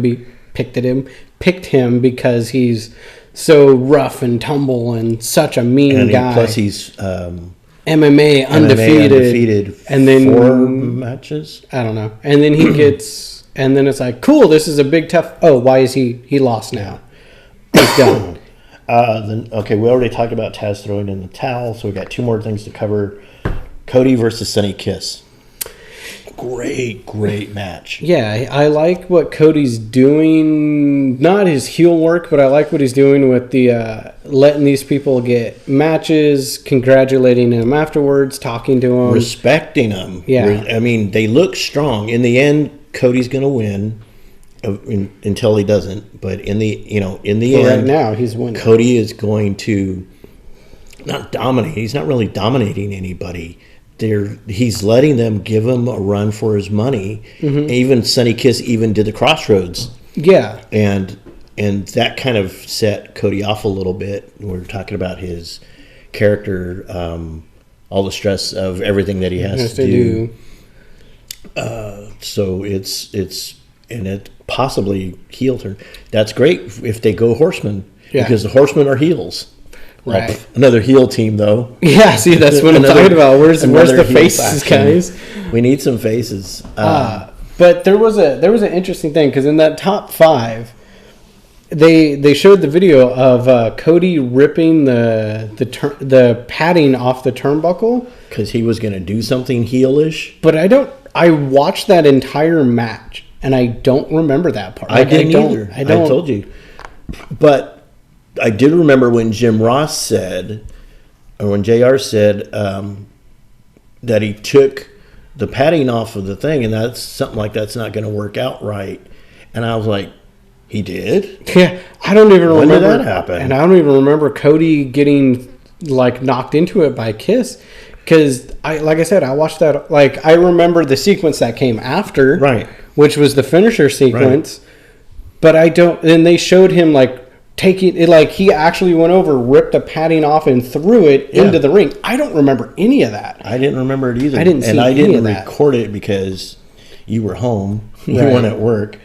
Also, but afterwards, and he's done this with Mark Quinn. He's done this with whoever else that he's except for Hager. Except for Hager, everybody that he's defended that title against. He has picked them up at the end, shook their hands or hugged them, and you can see him telling them, good job. I think I heard Sonny Kiss say thank you. Mm-hmm. And it's just a great show of respect for these young guys. Cody's been around. Cody's been wrestling for quite a long time. I mean, he's around 40. I'm not sure if he's 40, but he's pretty close. I think he's 35, because weren't they saying that he wants to retire at 40? Yeah, so he's 35, but he's been wrestling probably since he was 17. So, and what a great run he had in WWE as Stardust, even though he hated the character after a while. Stardust was a way over character. Dashing Cody Rhodes was another thing with his face shield. So he's been around. He's done a lot. So now these guys that are in their 20s, early 20s, are getting these shots with him, and he makes them look so good. And those guys also make themselves look good. And they're getting these opportunities, and it's awesome. I love to see that. And they're all title shots. Yeah, I love to see that. We talked about Taz throwing in the towel. There's actually 2 more things I wanted to talk about. But one was Jericho and Orange Cassidy, the orange juice. Oh, dumping the orange juice on him. Yeah, that was pretty funny. I don't know. It kind of reminds me of old school WWE, although thankfully it was orange juice and not dropping a porta potty on them or manure. There's it's always poop related. There was one that wasn't, but there was one I think it was just water. But what did they dump on the Spirit Squad? It was poop on the Spirit Squad. And then they had that also before with Big Show, when Big Show was feuding with Eddie Guerrero. But and I got to say this because I specifically have a person in mind. I'm going to not say his name. He thinks like WWE invented everything. So the poop drop. No, they didn't invent that. That's been around for a while. It's been water, it's been milk, it's been garbage falling from the sky, stuff like that. WWE didn't invent that. Okay, so to say that AEW is ripping them off, no, it's not. and also it hasn't been done in a while, so I thought it was hilarious. And Ortiz, they should have sold it with him. He's flopping around. So Cassidy gives him the thumbs down. And what are you going to do about it? You're going to give us the thumbs down. What are you going to do? And then all of a sudden they pull the camera back and orange juice just comes down. Just douses them. And Ortiz, like you say, he's slipping and falling and he's sliding. Flopping around like a fish. And nobody's selling that with him. Yeah, everybody else was just standing there like humiliated, like, I can't believe I got orange juice on me. I think they all should have sold it like Ortiz did. Ortiz went over to Santana and was like reaching up for him, and Santana was just like, like, no, bro, I ain't falling in this with you. You know he was going to pull him down. Yeah. You know he was going to pull him down, and they were going to do it together, and he didn't do it. He refused. Yeah. That was kind of messed up.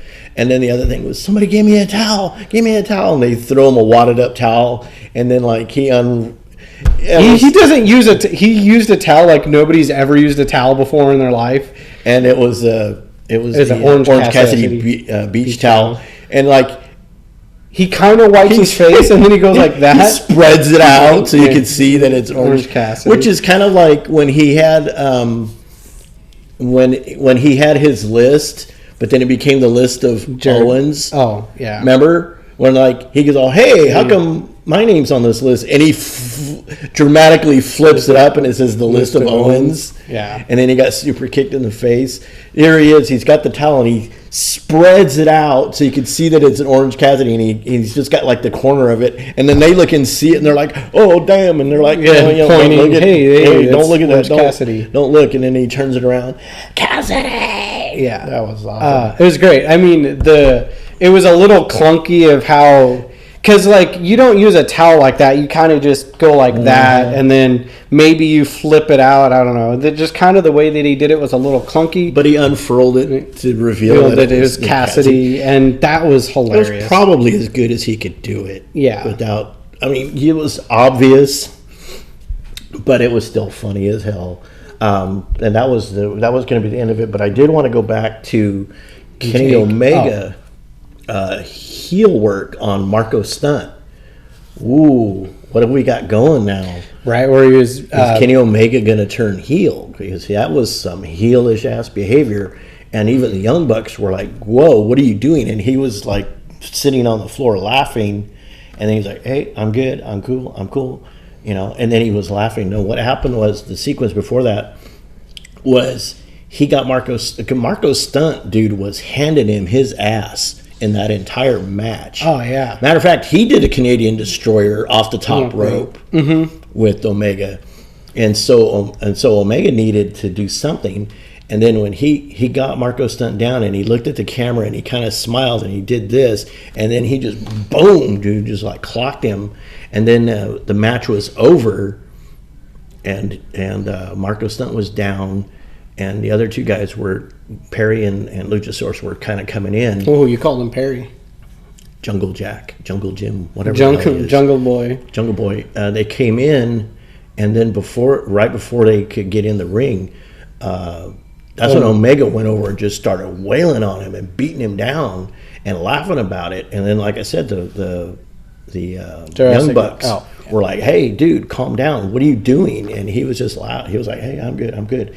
And then when he got up, you see Luchasaurus was genuinely pissed because I think because of Marco Stunt being 5 foot or whatever he is, and he's 23 years old, I think Luchasaurus is literally legit in real life protective of him. Either that or that's a hell of an acting job. And Luchasaurus looked at, and he was all, hey, you know, what's that for? And Kenny Omega goes, hey, man, it was a match.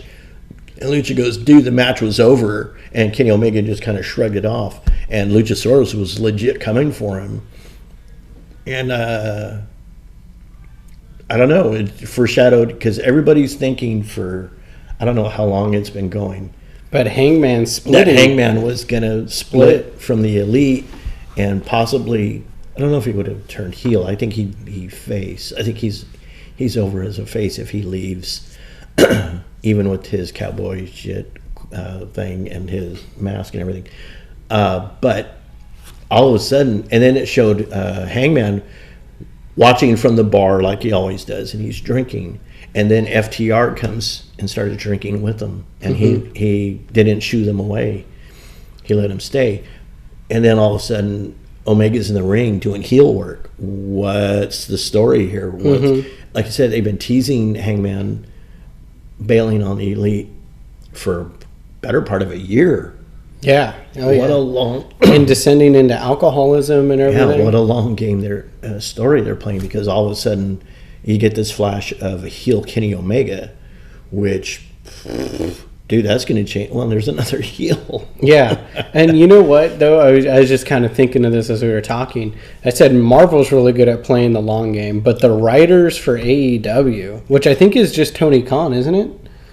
He's been writing a lot of it. I don't know if he's hired. In his interview with he did an interview. I can't remember the interviewer's name, but they also had Eric Bischoff there, and Tony Khan said he doesn't have a booker, which usually is another wrestler.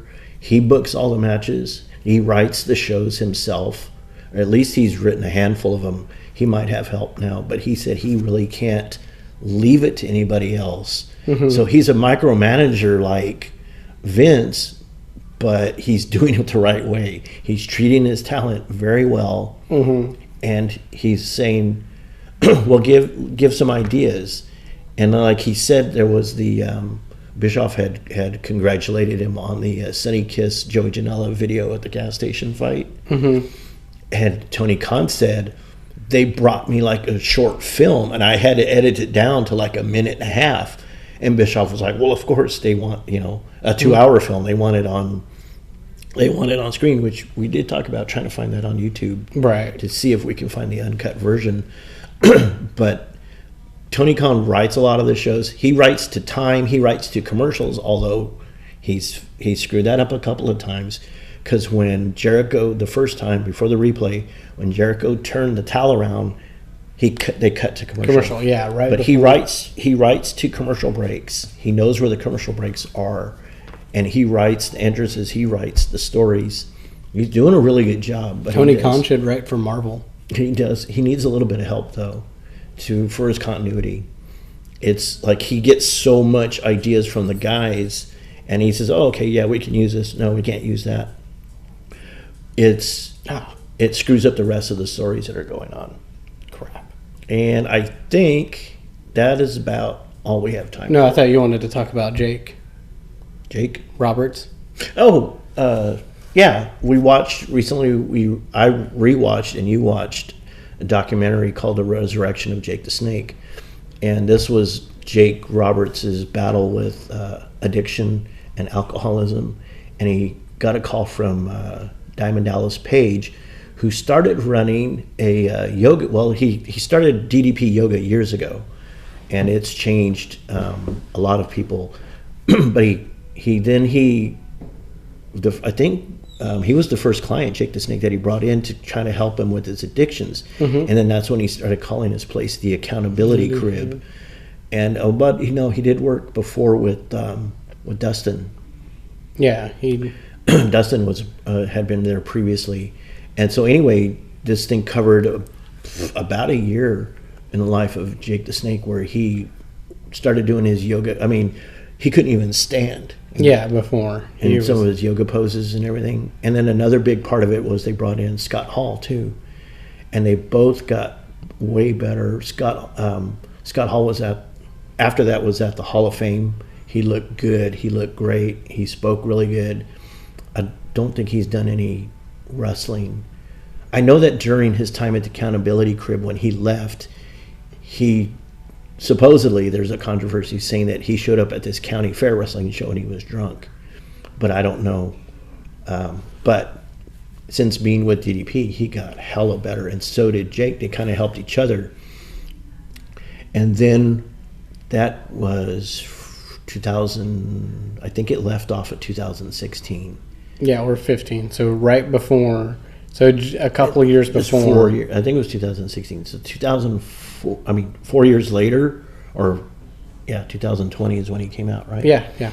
He shows up at AEW with Lance Archer, and one of the best things that that people say about Jake was he was killer on the mic because he didn't yell and he didn't scream at somebody. He didn't rant and rave. He spoke very quietly, and that's hella intimidating.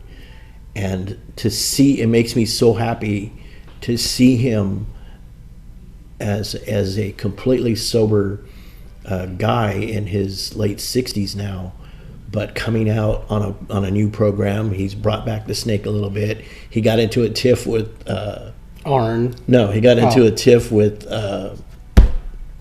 Mike Tyson. Oh, yeah. So he got to interact with Tyson at his age. Mm-hmm. And I mean, I'm so proud of him being clean and sober. And I think he's like 64, 66, somewhere around there. And he's come out. He did that. Remember, he got down on Brandy on all fours. And so it made people like, oh, that's sick. And well, yeah, he's a heel. That's what he's supposed to do. And I'll talk about the Nightmare Sisters too. We might have to do that later because we need time for the Mandalorian. Oh, well, yeah, I forgot all about that. Yeah. But anyway, Jake the Snake, and also when DDP came out, and DDP was in the back of his tights were packed with blue ice and bandage, and that 63-year-old frickin' took a bump diving off the ring post onto four guys. Do you remember that? Mm-hmm. I was like, oh my God, he's 63 years old. He's going to break a hip. But he did. So to see DDP there and to see Jake as a regular on-screen character cutting these cool promos. He did the ones where he was in the rocking chair in the dark by the firelight. And then he also did that one where he took Lance Archer to that like backyard brawl and Archer just like annihilated everybody. He's great on the mic. And Archer looks like an engaging person. I think he could be good on the mic. Right now, he doesn't need to be. He's letting Jake the Snake do it for him. Right. So when are we going to get Brian Cage against Lance Archer. With Taz and that's what I want to see. Roberts cutting the promos on him. Well, they did. There you go. Winner. Who did they have? The other meeting was Arn and Jake. And Jake was like, I'll kick your ass right now, old man. Yeah. And Arn Anderson was like, no. That's not what we're here for. That yoga gave him a little too much confidence. Yeah. I forgot all about covering Mandalorian episode 3. So this might go to 2 hours, but why not? First 2 hour episode. So Mandalorian episode 3, every time I watch it, it's just Mandalorian gets better. So this one picks up with this one. The Mandalorian will always have spoiler talk.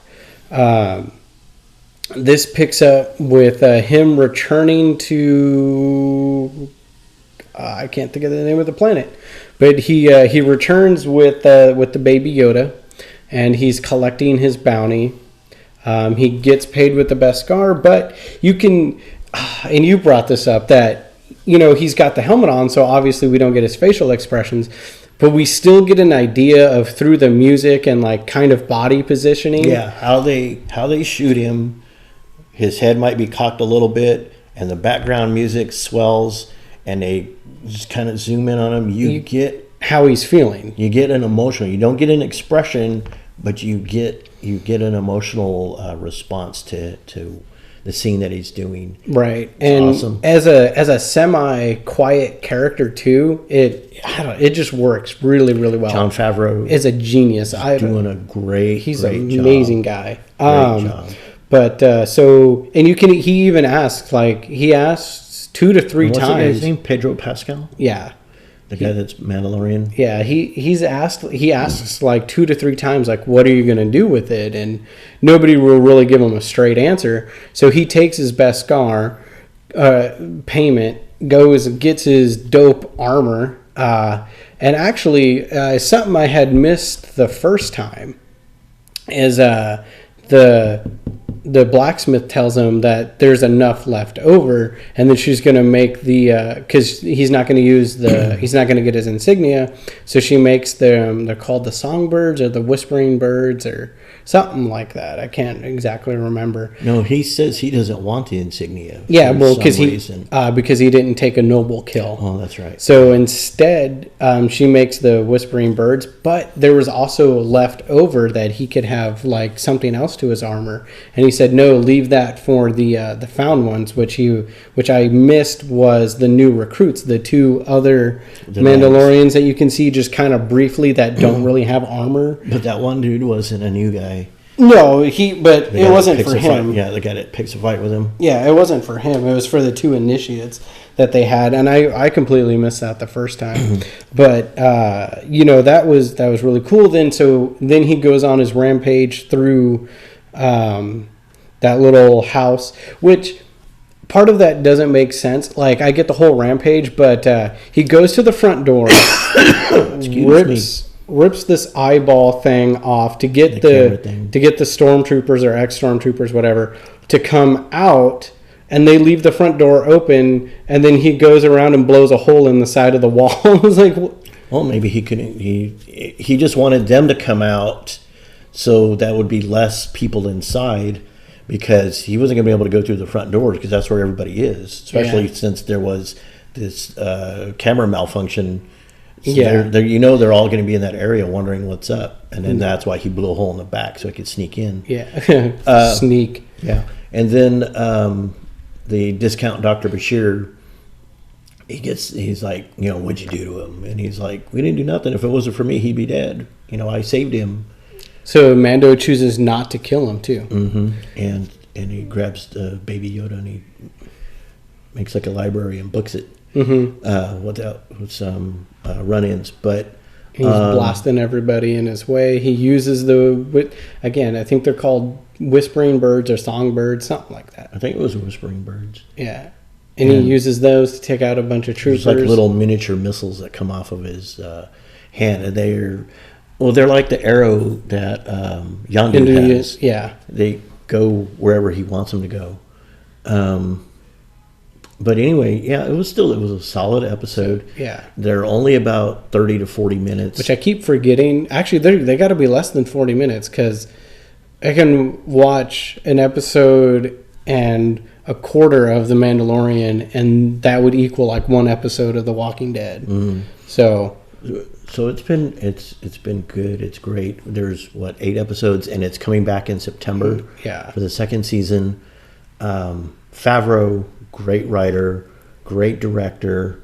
If you don't know who he is, he also did first 2 Iron Man. Yeah, the first 2 Iron Man movies, and he's Happy Hogan, the character in the movies, he's come a long way too. That guy is such a nerd. And then, because if you want to see something else that he produced, directed, and starred in, and wrote, he did a great movie called Chef, where he was I didn't see that, though. He was a chef at a restaurant owned by Dustin Hoffman, and it was comfort food, and it was the same thing. And he was really, as a chef, he wanted to explore, and so he came up with some changes to the menu, and then Dustin Hoffman gets it, and he's like, what the hell is this? He's like, oh, we're going to try this stuff out. And he's like, no, we're not. He's all, people come here for the comfort food. They come here for this. So why should we change the menu? So frustrated and feeling held back, he quits. And he's going through a divorce with Sofia Vergara. Yeah. Who would divorce her? Are you kidding? Well, she was probably leaving him. Annoying laugh, but annoying voice. She's kind of like the Mexican Fran Drescher, but good looking. But anyway, they got a kid. And I think the kid is with him on visitation, and he has 2 weeks before school starts, and he has to be home to California. So at the time that he gets his kid, he also buys a food truck, and he hires this one other guy to be his assistant. I can't remember who it was, and he's training the kid, and they go like on a cross country. I think they're in Miami, and they're going to California. And it's going to take him 2 weeks, and he's making his own food dishes along the way. Matter of fact, it's like he tailors them to where they're at, because I remember when he gets to Texas, he makes a variation on some barbecue, and that is he goes to a street fest, and that's the first time I've ever heard Gary Clark Jr. I got turned on to his music through that movie. But he did such a good job writing, directing, producing, and starring in the movie. And then when he gets his kid home to California, to Sophia, the kid's already learned how to cook, and basically I think he wants to be a chef. But it was a really good character movie, not a star movie. It wasn't an action movie or anything like that. It was a study of a man not being held back and what creativity he could do, which I think a lot of people could relate to. Sometimes you feel held back and you want to do something that you want to do. Well, this is happening in your life. Mm-hmm. Your job is not particularly a great job. So you're feeling like, I want to do other things. I'll keep this job, but I'm frustrated. I want to do other things. And, you're going to make that happen. So obviously you can relate to that movie too. Right. I haven't seen it. I do remember watching previews for it and being very interested. I hope they put it back on Netflix. We got Prime. We'll see if it's on there. Yeah. Accurately, I have Prime. Whose TV are you watching?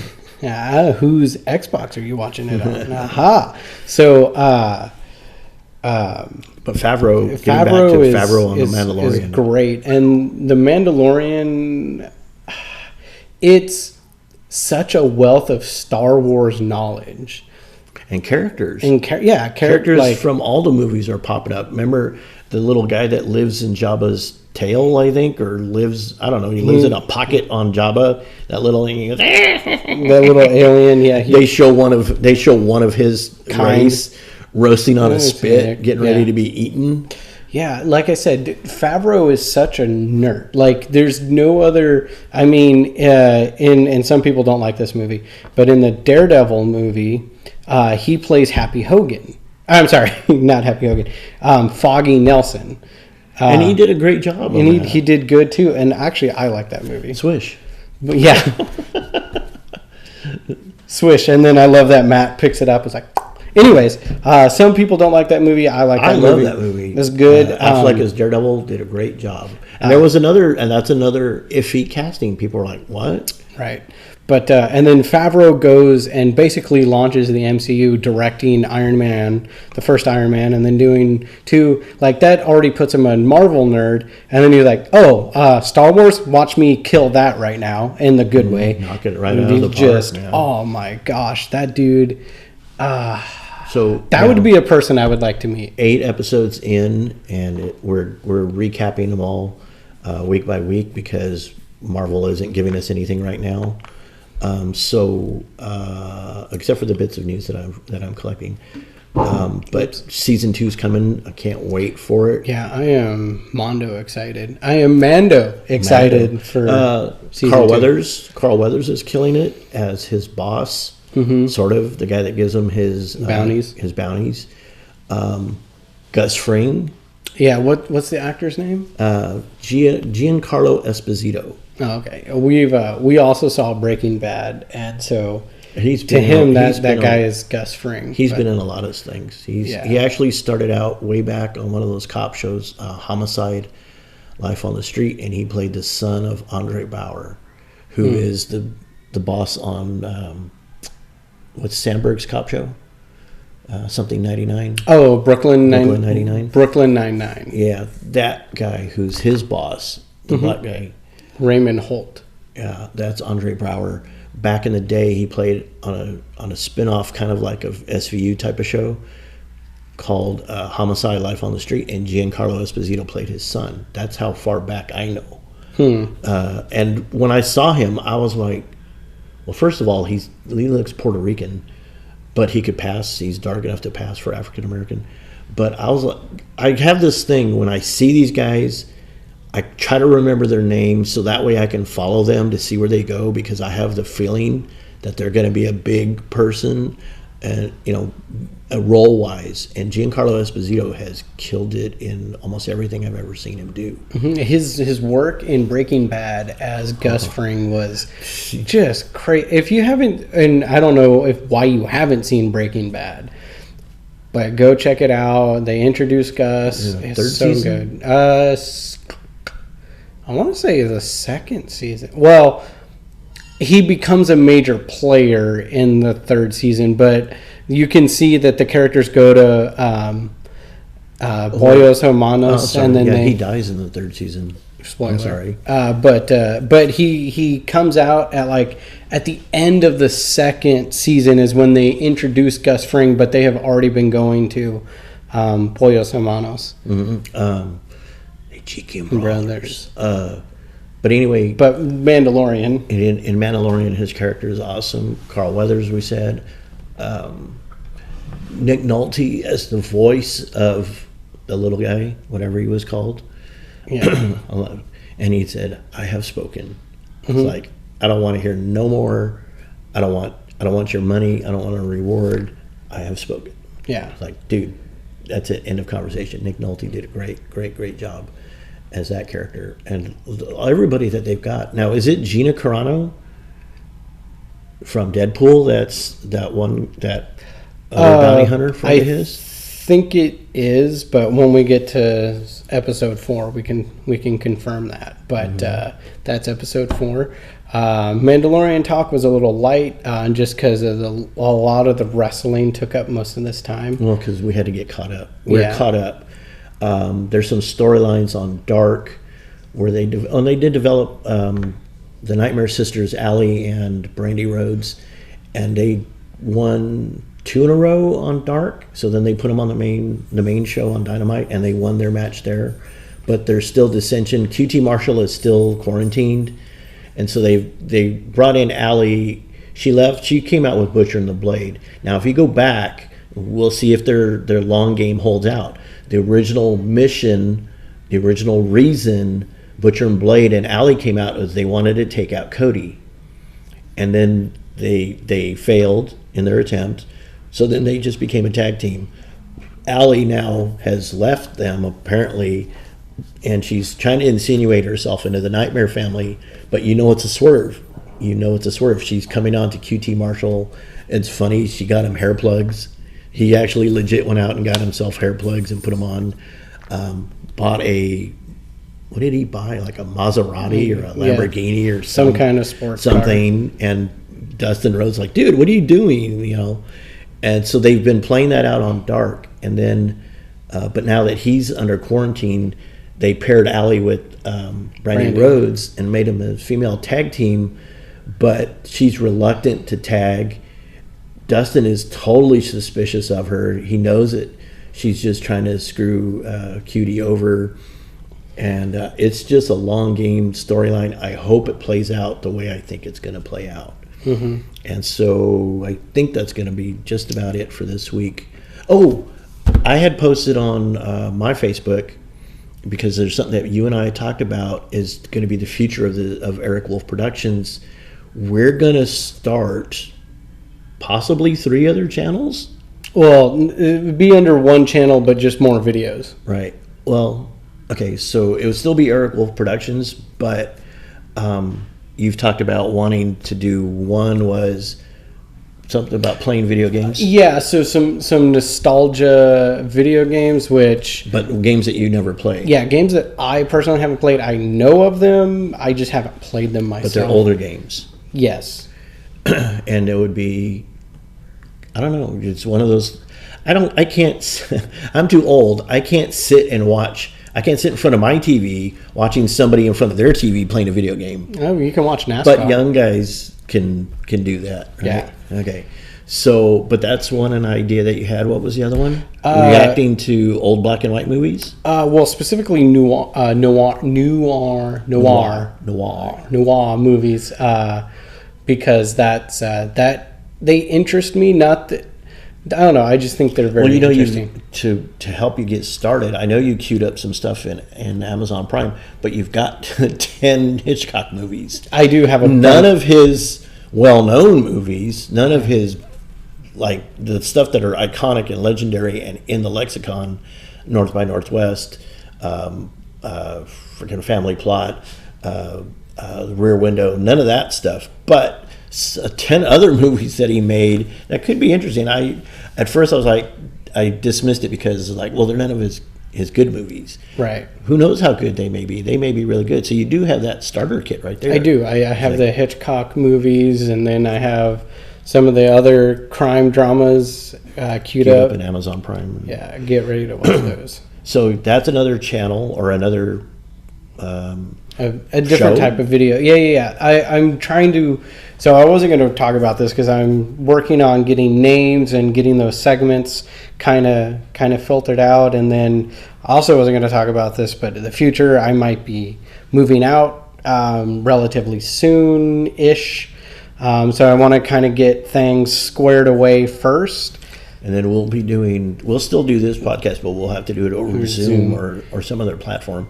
I also, I'm going to do a special episode coming up where, because I've been watching a lot of people reacting to music. Which is funny that you can do that, but you can't get behind people watching other people play video games. Well, like who is that? Who am I thinking of? That guy that did, that Swedish guy. Oh, PewDiePie? The biggest dude on YouTube? Yeah, but watching him play a game and react and swear and all this stuff and like, what's going on? Well, you're playing the game. You'll find out as you go along. So, but these guys that are reacting to music, I'm very interested in it. Especially, I'll talk about it. It's a race thing, and it's amazing. And I'm going to do a top 10 reactors for a special show. We've already got another special that we've already taped, but it's going to be in sequence. It's going to come out later. Yeah, that should be episode 22 or 1. I thought it was 23.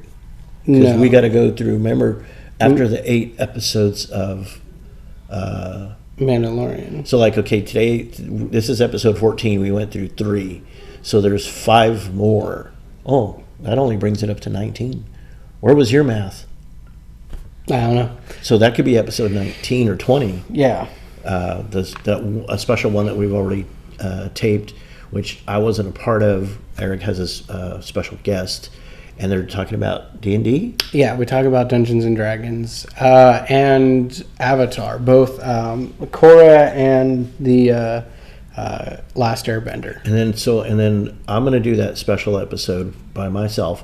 And then because Eric had the idea to do these other things, I'm also trying to develop a show of my own. I don't know really what it's going to be. I had an idea that I'm thinking of that I'm probably going to do it. It might be like a music appreciation for bands that you may not know. I'm thinking about doing it that way, but I'm going to develop my own show, and it's all under the banner of Eric Wolf Productions. I was hoping that we could co-opt Timothy. Yeah, because he doesn't have a name for his thing, and you put in his name, and you get like 20 dudes with the same name. Yeah. So we need to umbrella him. I can talk to him and see if I can do that. We need to umbrella him, and we should all. I don't know if we can umbrella Donnie. I think he calls his troublemaker, or something like that. I don't know, possibly. And so we're going to see if we can umbrella him. So Eric Wolf Productions is going to grow, and we hope that you'll want to grow with us and check us all out. Please hit subscribe, hit like, hit share, enable your notifications. All of that good stuff so that you can go on this journey with us. We want you to be a part of it. But like I said, it only works if you get involved. We're putting out the content. We're putting out the announcements. You just got to go with us. And like I said, if you're now we do have 26 subscribers. We want those 26 subscribers to get involved. Tell us who you are, give us a shout out, or give us an opinion. You may think, like I said, you may think we're right, you may think we're wrong, you may think we're stupid. It doesn't matter. Let us know. And but if you call us names or something, we expect a return. This means war. Yeah. But we want you to be involved, and we want to get to know everybody. So give us give us some likes and give us some comments, and we will be sure to check that out and talk to you again very, very soon. Also, super special shout out because of this health issue that I had that really got to be scary because it was pneumonia, it was COVID. I also have high blood pressure. You're diabetic. Diabetic and sleep apnea. And like, so, I mean, this could have went crazy wrong. And I had to search into myself, and my daughter and I have had a falling out for years. She's held a grudge for like 5 years, but I did apologize to her, and I love my daughter Jessica and my granddaughter Elena, and hopefully we're going to get past this grudge, and we're going to get to at least be social to each other on social media. If I don't know if I could ever, how we could ever just go drive up there to see her. So, we'll see what happens. But special shout out to my daughter who does the graphics. Yeah. Who does the Eric Wolf graphics. And we appreciate that a lot. And stay in tune for more special things. We've talked about the additional shows to the channel, and we're working on some other stuff. So, hopefully you'll stay with us in the long haul. And don't forget, we've got Instagram. Have we got a Twitter? We do. I don't. You don't tweet? Yeah, I just forget about it. I don't do Twitter a whole lot. We have an account. Although the timing was really bad because I got the Twitter and then you went sick. That's when I got sick. And so I was like, well, there's nothing to tweet about. So maybe now we can figure out stuff. We may try a couple of other social media platforms. There is a Facebook page for us. So if you look up Eric Wolf Productions on Facebook, there is a Facebook page there that doesn't get a whole lot of traffic. I do post about the videos on there and everything. I didn't know that. Oh yeah, that's where I've been posting. I've been posting them on my timeline, trying to get people involved. So we could just doing the verses. If we could post them on, because I posted them on the videos on my timeline. We got in trouble with putting them on Instagram, but if we could put them on the Facebook page too. So So Eric Wolf Productions is on Facebook. It's on YouTube. It's on Twitter. It's on Instagram. So you can come follow us there too. Twitch? No. TikTok? Actually, yeah. Should we do TikTok videos? Actually, I do have a TikTok account. So Eric Wolf Productions is on TikTok. Actually, so let me get my actual name. We'll do, and I'm sure. Have you done anything yet? On my TikTok, we got to do something funny. I have a couple videos on there. 2 of them are that could be where our new video that we've been discussing could go to. Yeah, a lot of. Whoops, this is the Quibi. So Quibi? No, it was an ad. So if you go to TikTok at Eric_Wolf24, we'll bring up Eric Wolf Productions, and I have a couple videos on there. So we're growing our social media, and we're going to grow the channel. But like I said, we want you guys to come along with us and just enjoy it. I gave my shout outs. I'm going to go ahead and shout out to Flora, because she's loyal to watching. She doesn't understand a lot of what the heck we're talking about, but she's managed to just comment almost every time.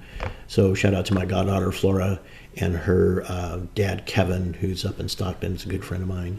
Shout out to Nisha. He's going through the COVID crisis right now. I think he'll be better. I think he's getting better every day. I'll find some Facebook friends to shout out. If you got some Facebook friends, you want to shout out Timothy? Yeah. So we mentioned Tim. If you, it's going to be difficult, but Timothy Long, I might put his. I think I'll link his channel too. Timothy Long, you can check him out. He does blacksmithing videos. And he edits them with some good music and everything. Actually, I think he does that music himself. Because he has a bass or just the guitar, and he kind of plays it and does the music himself. So I'll link him out, and we can all, check out Timothy Long. Like I said, his videos are blacksmithing. But anyways, does Jessica do anything? Does she have a channel? She does, but I don't think she's posted anything. in a while. So, anyways, Wolf, Daddy-o, I ain't dead yet. we're looking forward to howling with you again next time.